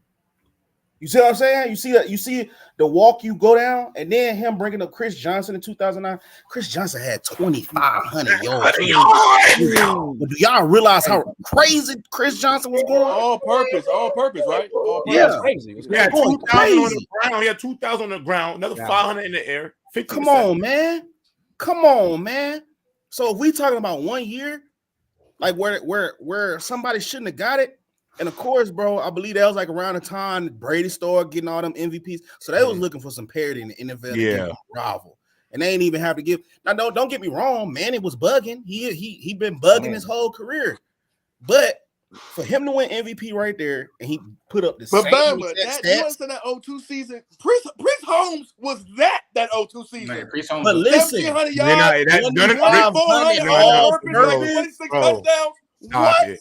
Compared to a Chris If a Johnson, running back that don't year, win it, that's the year they should have won it. A running man, back y'all should have won know it how with much that. I love Ricky Williams. Rich But Gannon we still had to go off that 5,000 2002 yards. season and Chris Johnson 09 season. Yeah, Man, but I'm taking Chris Johnson so If we're just talking numbers, Rich Gannon had the worst numbers out of everyone that was picked. Also, the era of the year earlier, no. relative era could have been actually better. He was pretty good that season. 2009 versus 2001, But- different NFL playing styles, right? I don't know, man. For me, I gotta pick that 09 season because CJ2K was supposed to win that, and I know why he didn't win it because of what he looked like and how he danced. So they definitely not gonna let nobody. That Jersey Juice, Slim. That's my shit, boy. Yeah, that Chopper City Juke. Come on My now. shit. Yeah. So For me, I'll go Jalen. For me, I'm gonna say it was close. I think once you brought up Peyton Manning, I already knew that was gonna be kind of like, how are you gonna explain this? Because you're gonna have to bring up a bunch of points. And I was obviously expecting you to bring up Chris Johnson, because to me, that year, especially on that team that he was on and what he did for that team, I think he should have had a clear cut. I think he should have been MVP of the league that year as well. I think that was also the year Peyton Manning had one of his best defensive teams of his career by far. And I think y'all both hit it on the nose. Like Rich Gannon, I understand that too, because that shit is crazy that Rich Gannon has an MVP. Obviously, Ricky Williams should have 100%. Ricky Williams and Priest Holmes 100%. Both had legitimate cases for MVP. I will also say though, and I'm not even trying to do the error tax. I'm not going to error tax too crazy because it's nasty. But in terms of like almost 5K in 2002, that's pretty, in terms of just the numbers, that's pretty crazy during that era. Obviously, we've seen how just some of the quarterbacks we've even talked about before, how they've been perceived. Not a lot of touchdown passes, but also having those yards, making them kind of special because they were able to throw for so many yards during their era. I like both explanations. Riddell, honestly, I just didn't think you answered the question. Like, I think what the great thing about what Trent and Jalen did was they picked their MVP. They picked their MVP that was bad. They nitpicked why the MVP was bad. And then they also brought in who should have won it. And I think that's what was like the difference is like when you went, you talked about what made Cooper Kupp great, but you didn't say why Aaron Rodgers didn't deserve the MVP or why it was fraudulent for him to win it. Because at the end of the day, 37-4, and that's why when you brought it up, I was like, how are you going to beat 37-4? Like, if we already considered that the war was driven towards quarterbacks, 37-4, that's an MVP year, especially coming off the year before we had 48? Yeah, like 48 touchdown passes. So yeah, year before was great. So it's like, I mean, the fall off isn't too crazy because I mean the interceptions didn't really take a dip. It just made through less touchdown passes, but ultimately 37 is still insane. That's almost 40 touchdown passes still. But looking at both explanations, I think for this one specifically, I think I'm gonna lean more towards Jalen for this one. I thought this one was honestly, I thought he had the better overall explanation. I thought the Chris Johnson part of it was major, but we are 2-2. And because of that, because of the fact that we are 2-2, let me talk to Bama first. By ourselves. Chat. Let me talk real quick. Let me talk to you real quick. Do you want to leave the hopes and the dreams up to Dev? Or do you want us to do something else to put Jalen and Trent in the mixer? Because we could give it to Dev. We could give it up in this chat. We see who up in this chat first. We could give it to Dev,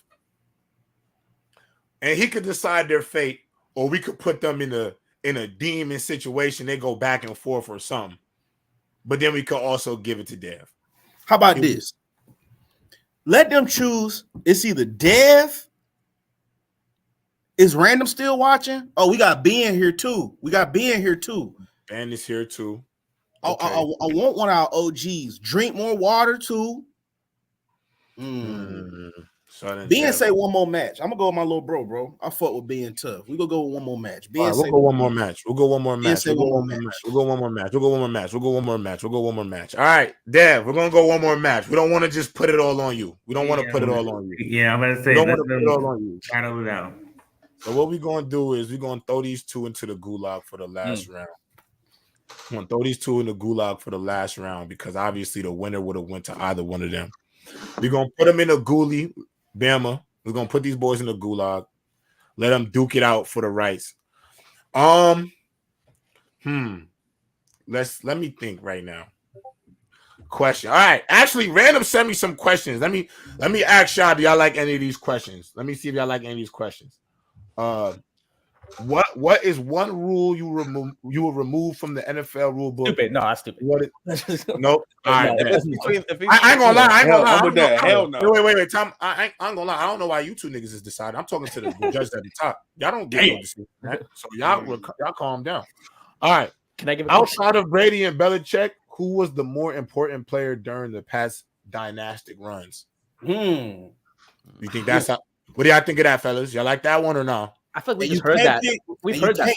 Andy Reid and Patrick Mahomes. Hey, J-Rob, can we throw this one in the mix? No, it had to be a Patriots player. It had to be a Patriots player. Go ahead. I feel like Lonnie.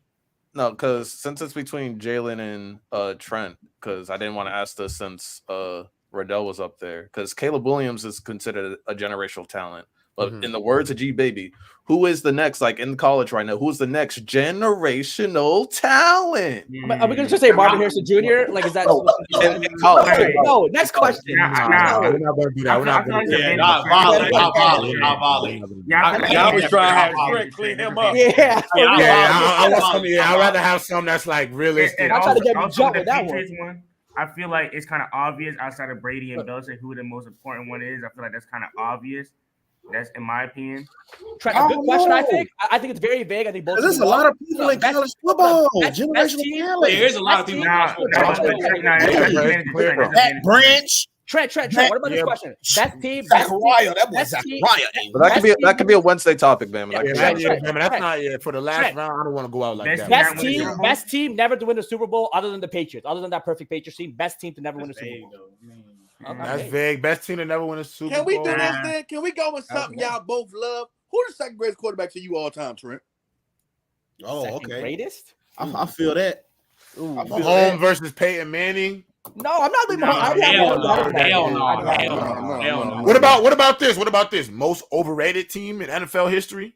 Maybe not to win a Super Bowl, but I mean, you could go because it could just be a if you want to stick with the quarterback argument, make a case for a quarterback that's not top 5 all time to be top 5 all time. Ooh. I also which quarterbacks can't we pick? Yeah, give us the 5 that we can't. Yeah, you gotta give us the 5. Mahomes is they already there. Yeah, they're already there. Rodgers, Peyton Manning. Hey, Jalen, who you think was the best rookie receiver? Best rookie receiver this season? Obviously, Puka. What the hell? Oh, there it is. I know, but I can do that, but the injury tax, the injury tax, and then Puka broke a record, like Puka dead. Who would have a better season? Who would have a better season going into the 2024? Oh, actually, how about this? Which rookie you think has the best sophomore season? You could maybe like that. Yeah. CJ Stroud's so obvious though. Like I don't know. I feel like we've done these. No receiver. Rookie receiver. Oh, you said rookie. We could do what? That's what I was going at. Oh yeah, I like that. We could go which rookie receiver has the best rookie receiver going into the 2024. Well, can you guys take out Puka and Tank and then leave it for the rest? Rookie that's going to have the best sophomore season. It can be not a rookie receiver that's going to transition into the best sophomore season. Or do you want to just do best? I want to do non-quarterback, man. So let's do non-quarterback for the best rookie season. Best non-quarterback sophomore year. Sophomore, because we're doing sophomore seasons. Right? Best non-quarterback sophomore year. Sophomore year. You could pick either offense. You could pick either offense or defense. Right. I'm the highest seed, so Trent go first. I'm the highest seed. I respect that. I respect that. But how we're going to do it is this. I feel like since this is the final round, sudden death, I'm going to give y'all 130, because this will decide the game. 130, and then I'll give y'all a 2-minute get at each other session. And then, fellas, final decisions. No bullshit. Final decisions. Dev, it'll be best of 5 because Riddell will become a voter. Dev, if it has to get to you, it depends, but it shouldn't. All right. Let's flip a coin. Because you are the challenger, Trent, and the lower seed, you flip it in the air. Heads or tails? Heads. It is tails, my brother. All right. Are you ready? Well, Jalen, who do you want to go first? Trent can go first. Okay. All right. Trent, the first start of your round. The 130 starts. Best sophomore, non-quarterback sophomore season next year. Your time begins in 3, 2, 1, go. I'm going to go with, for the best sophomore season, I'm going to go with Deontay Banks, corner from the New York Giants. See, Deontay Banks' first rookie season, it was a good year. And what Deontay Banks brings to the table is phenomenal. He travels. He's a good lengthy corner. He can play with the best of the best. Now, even though they lost Wink Martindale with the blitzes and all that, the Giants defense as a whole, as a group, is still one of the best defense in the league. They gave the most turnover teams in the league. Deontay Banks can come in next year, be a phenomenal threat for the New York Giants. Talking about dude 6'2", 205. You can put him nickel, you can put him outside, you can travel, you can put him with the best of the best. Great ball skills. He's real physical as a guy. So I would lean towards Deontay Banks, talking the New York Giants. They already guard the best of the best and do what he do as a corner. Even with his matchup against Garrett Wilson. Now you can say Garrett Wilson won some, but he had a very tough fight with Garrett Wilson. He won some battles. So him guarding the best of the best can upload him as a potential top 10 corner of the league, or potentially top 5, depends how much he grows as a corner.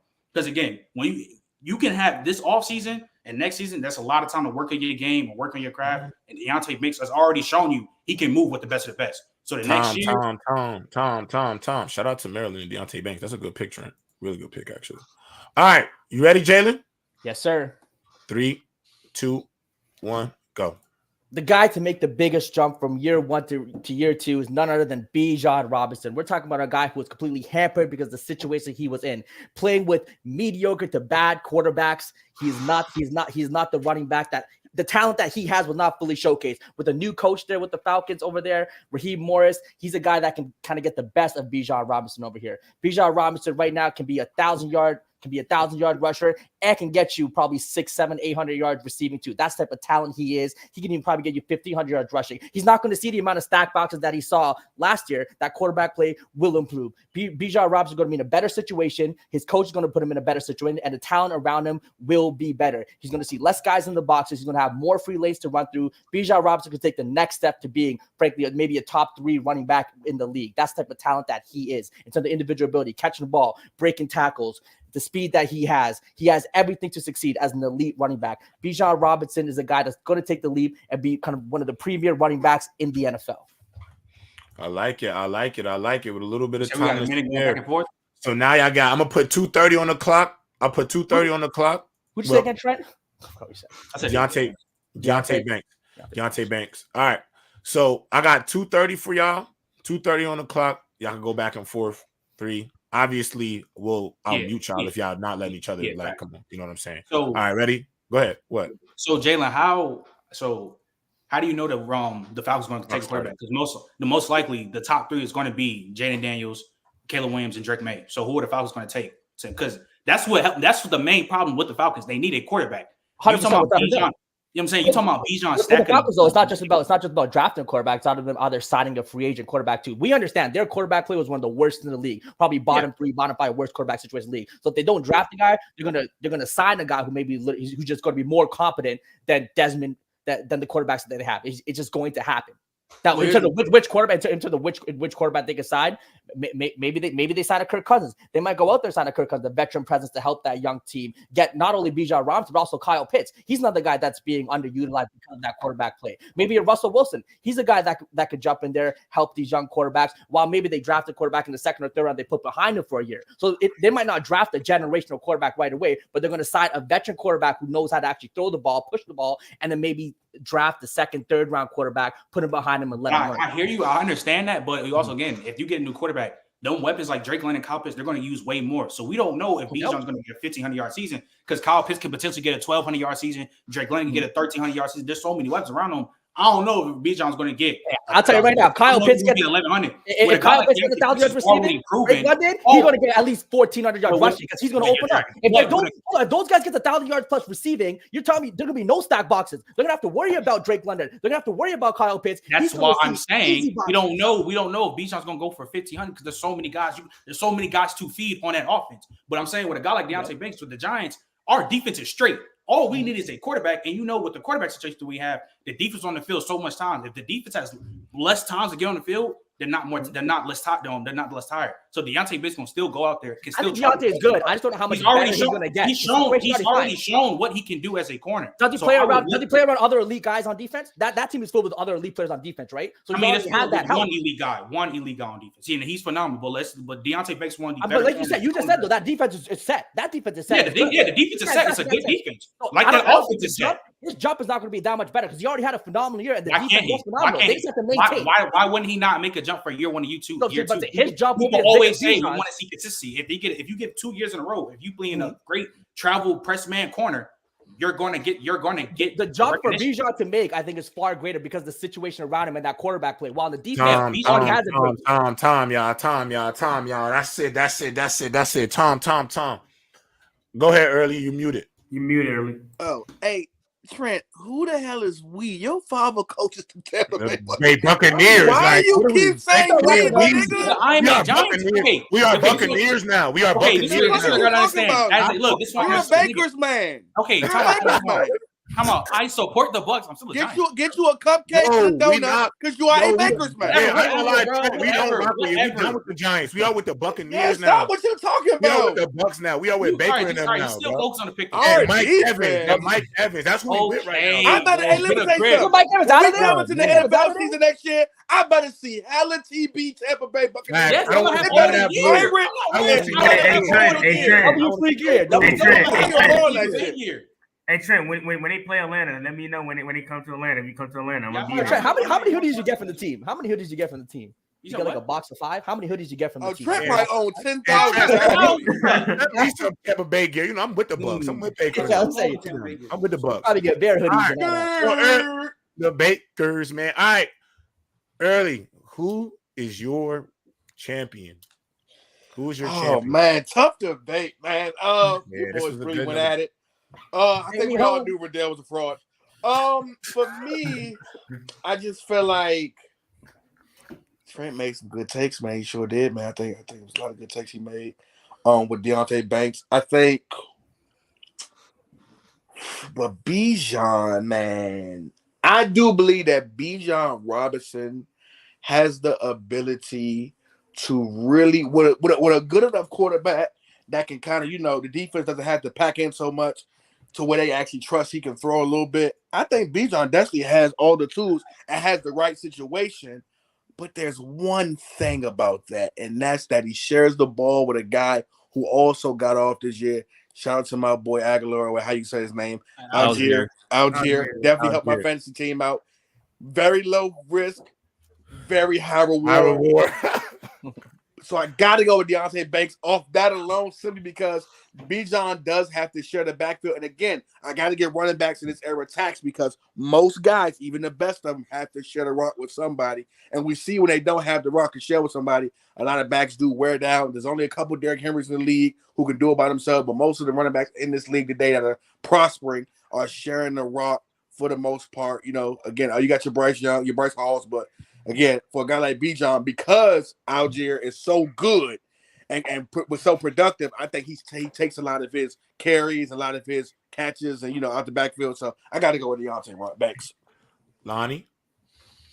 So it came down to the wire. I'm going with Trent because I think in the arguments, Jalen, you hurt yourself just a little bit more when you were talking. You were talking about how that talent around him is going to get better, but the talent around him is already stacked.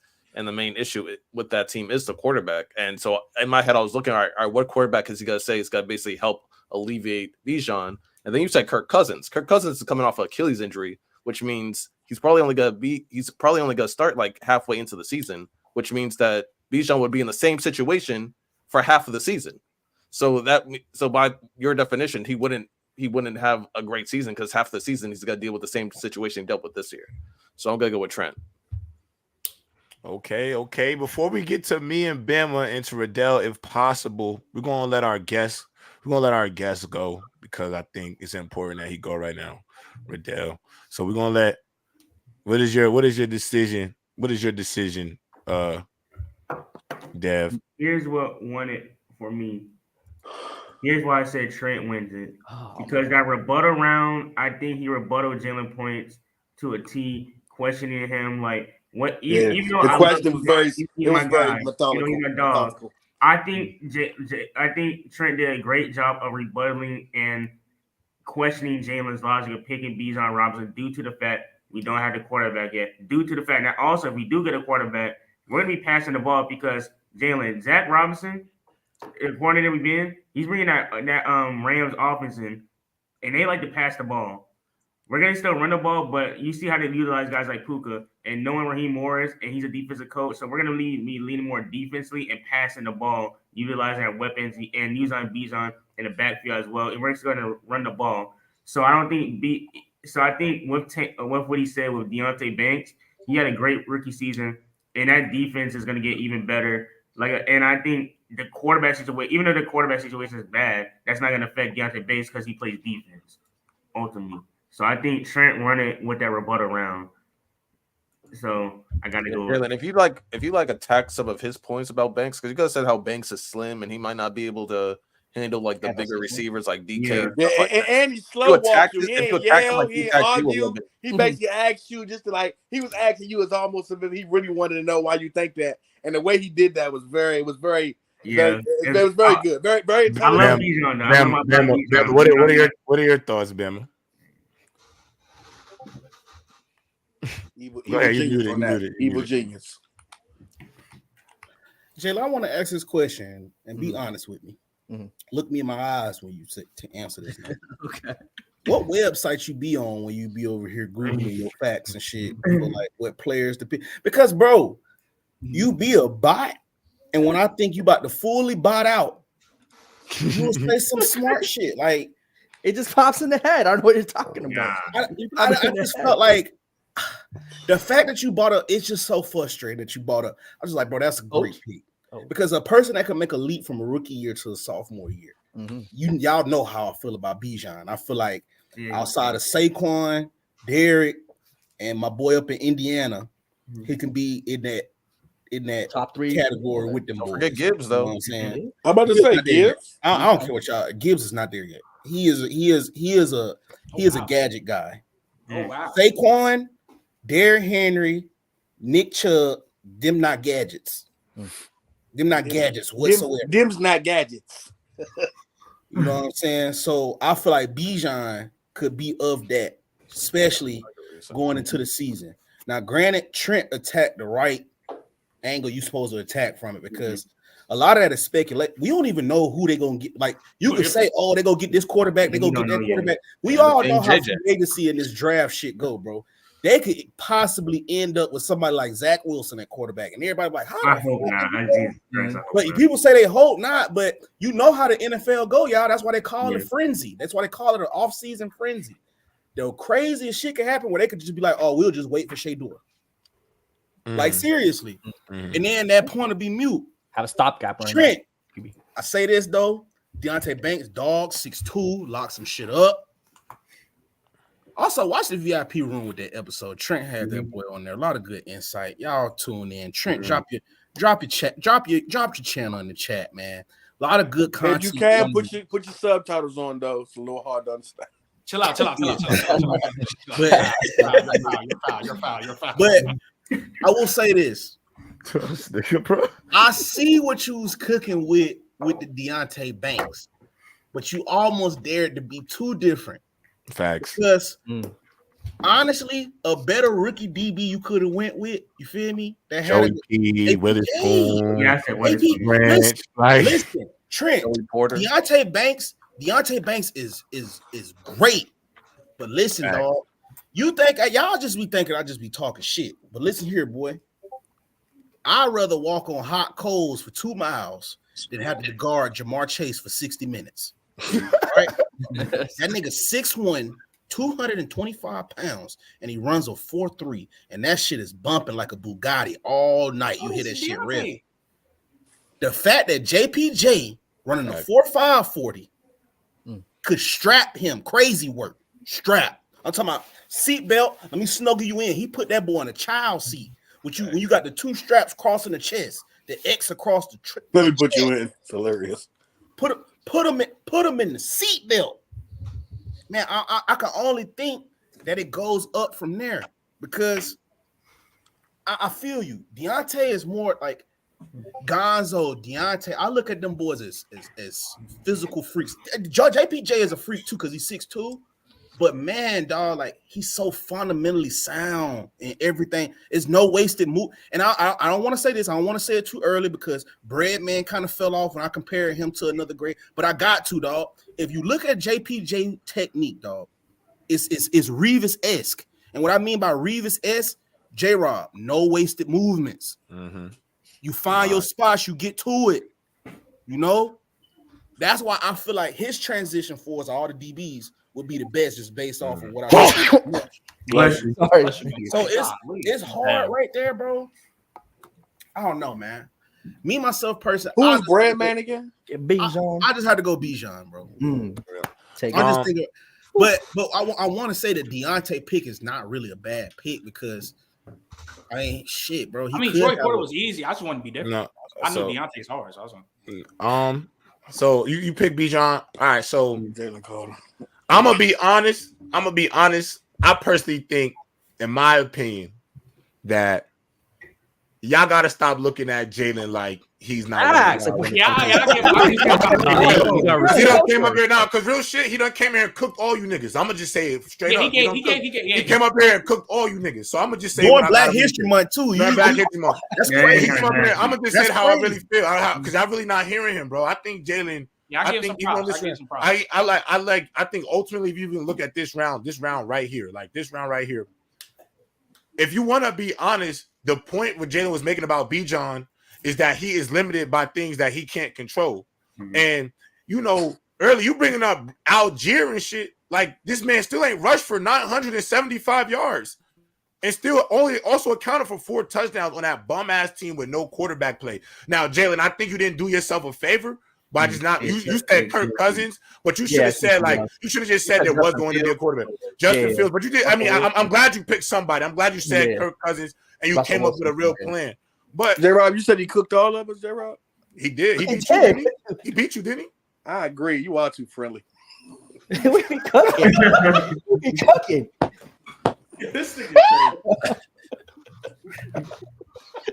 is Shout out Dub, man. Shout out Dub. Oh shit. But yeah, I just think ultimately, like, and when I look at the Deontay Banks thing, like, I'll be real, I don't see as much growth that he can have over time compared to that of a Bijan. Like, I'm not saying he can't take a step up. I'm not saying that at all. But I could see Bijan going from this year being a fringe top 10, top 12 running back to easily being one of the 3 best in the league next season. Deontay Banks, I don't even think is the 3rd best corner or DB in his own class. And unfortunately, no offense to him, but I don't think he's better than Witherspoon. I don't think he's going to be better than Gonzo when he's healthy. He's already not better. He's not better than Joey P. Who they Bijan remind you of? Bijan, to me, I mean, I think Bijan, who he could be. I think Bijan could be what we wanted Saquon to be without the injuries. Yeah, what Saquon was minus the injuries, I think Bijan could be all of that. Bijan's cuttability in the pocket, it's insane. It's crazy. And so ultimately, I think honestly, y'all kind of taxing Jalen for being Jalen at times because I think in terms of his take, he really hit on the nose on a lot of things, and he's right. Bijan was limited, and I like Deontay Banks, but honestly, I feel like you could have took a better route in terms of a sophomore player because I think Deontay don't have the same level of. I think he has a lower ceiling than what you're giving him credit for. Now, I like his pick, but I also don't think he's going to be a premier corner. And Bijan Robinson, you could at least say, for example, like we seen the numbers in terms of like him almost having 1,000 yards with loaded boxes. Bad offensive play from the quarterback. Like, bro, people was really hugging him. People were bad play calling. Like, people were hugging the line against him. Like, and I know Lonnie has mentioned like he got Kyle Pitts and all these people, but they can't even get the rock. They can't be utilized either. So yeah, he's playing around talent, but they're non-factors in most games because the quarterback can't even get them the football. So really, most teams are playing to beat Bijan first before they playing to beat Kyle Pitts or before they're playing to beat Drake London because you stop the run, you stop everything else because the team can't run the football. So I just think in an objective lens, I just think if you're being objective about it, Jalen to me had the better overall argument because I think there was more dynamics to the reason why. Even in the fact of the matter is, Bijan had a successful first year. In retrospect, 975 yards for a rookie is a good first year for a running back. And also all purpose. Yeah, 14 all purpose. But even with that many rushing yards, we all know that should have been way more. It could have been. It could have damn near been 1,800 all purpose, 1,900 all purpose. Though that's what I'm saying. That's probably why we have more. I think Algiers going anywhere though, J-Rob. I think Jalen had the better pick. I just thought that Trent articulated his argument better. Yeah, I think articulated. That's what I'm saying. I don't. I ain't caring about the articulating the argument. Yeah, I don't think that was the only thing I'm just really going off of. Jalen brought up some valid points, but I will tell y'all this: the reason what made it so hard, and I know y'all judging off of the players, but you got to remember, you got to judge off of the debate. Like, how well did them people debate the topics they had? So the fact that y'all got to sit up here and think about it right now, in a real debate situation, Trent probably would have got more points because the fact that Trent making y'all think about Deontay Banks with a Bijan. Because if you think about it in this regard, right? I mean, it should just be clear as night. Bijan Robinson is better at Deontay Banks. Facts. Fact that Trent brought up those points and made you at least consider it. Like, could Deontay possibly be a top DB? Like, which is where I would be like, oh yeah, I would give it to him. But the fact of Jalen just brought up some real good points of why Bijan with. That's why I was like, it's slimmer than what y'all think. Because to your point, it's very close. To your point, Bam, about grading it based off the debate, Trent was able to at least like attack Jalen's points. Jalen wasn't able to like really well like attack Trent's points about Deion Banks. Like, that's why I get But he did though. He said that they asked if Deontay Banks has a ceiling, and literally Jalen said, I don't think he has more ceiling to grow because he already feels like the defense around him is already great. And then Trent brought up, they need a quarterback to help them out. But he did say, I don't think Deontay Banks has more leverage to grow due to the fact that I think he plays around an already stacked decent. Does Riddell tie it up? Riddell could tie it up. It's Riddell's pick. It's Riddell's pick. So Riddell, you could tie it up. If you tie it up, then we might have to do sudden death or something, or take it to the chat. Get JD to take it to the chat. So Riddell, it's on you. You could tie it, or Trent is number one. It's up to you, King. Hey man. Hey, good job, Jalen. Good job, Trent. Y'all showed up, of course. You know what I'm saying? I think this was a fun debate. And I'm gonna do my thing moving forward, but I'm not mad. I'm not gonna make excuses. With that said, when it comes to Trent and Jalen and this specific debate, I agree with what Bama was saying. Personally, my like, if I had to pick a person, I would go Bijan, but I did think Trent's debating was better in this situation. And what the deciding factor for me is when they were going back and forth.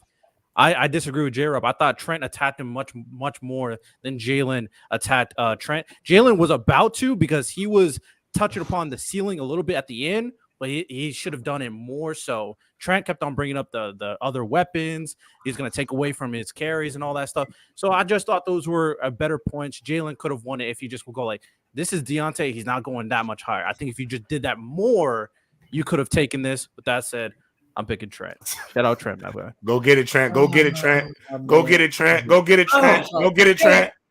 Go get it, Trent. Go get it, Trent. Go get it, Trent. Get that big screen. Yes, sir, Ski. I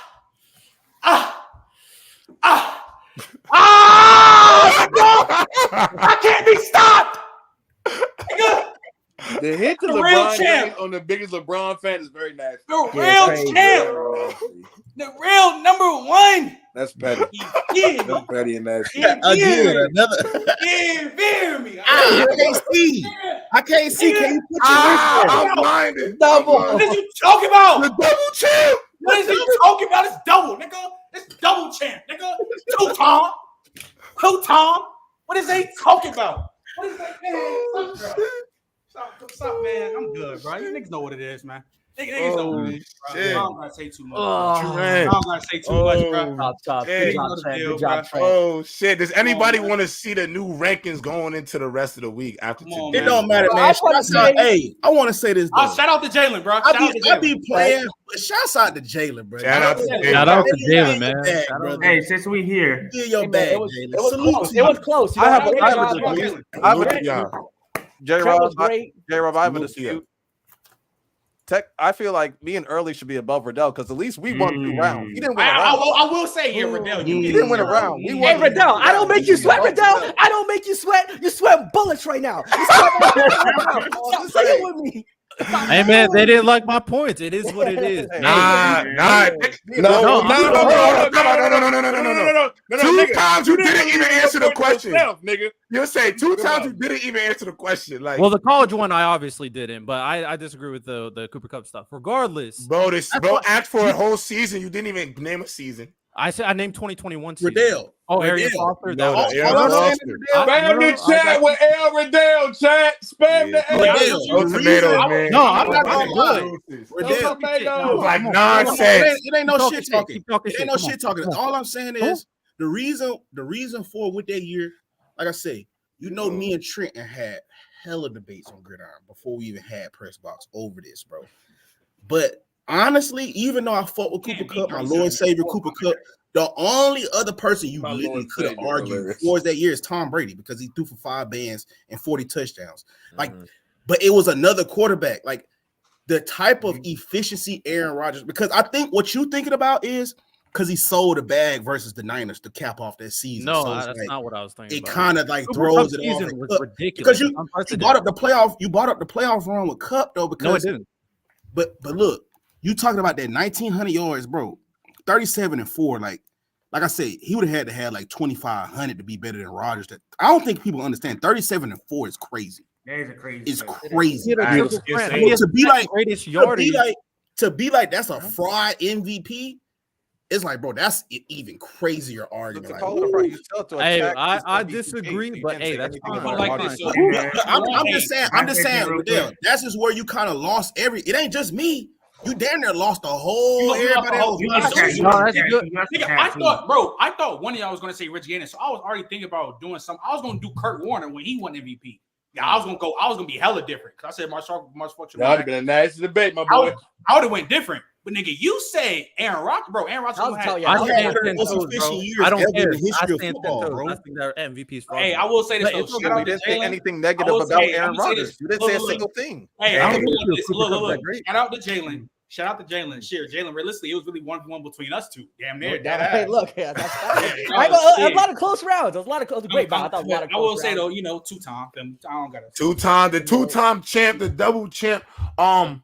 Before we end the show, can we hit our 2 hours? Nobody got that 3 though with me. I'm just saying. Actually, it's fine because we got hella topics for Wednesday, y'all. So we can get right into our bag. We talking Cam Newton. We talking off-season moves.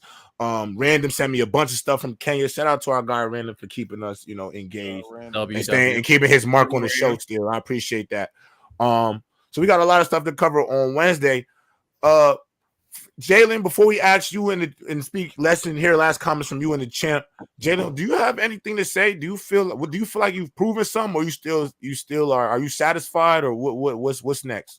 I mean, no, like you said, work on your game. When I first got here, I think it was easy. I didn't know as much football, but being up here, we watching more, we learning more. Just obviously, being around you guys, I learned points too. I actually listen to what you guys say, like, oh, that makes a good point, and I'll go research it, whatever the case may be. So I think we definitely got to respect it. I thought those debates were great. I thought it was real close. I thought that Jonathan Taylor one could have went anyway. You know what I mean? The payment MVP one could have went anyway. So I think we definitely earned that respect. We got to understand. And honestly, in terms of debating, I still think I'm the best debater up here in terms of presenting facts, doing all that, knowing what to say. I think I'm the best debater up here. Trent, he definitely did his thing here. Knowledge-wise, he did his thing. Could have went anyway. But we number 2. Relax yourself. We on the road to number 1. They said we're going to stay at the bottom.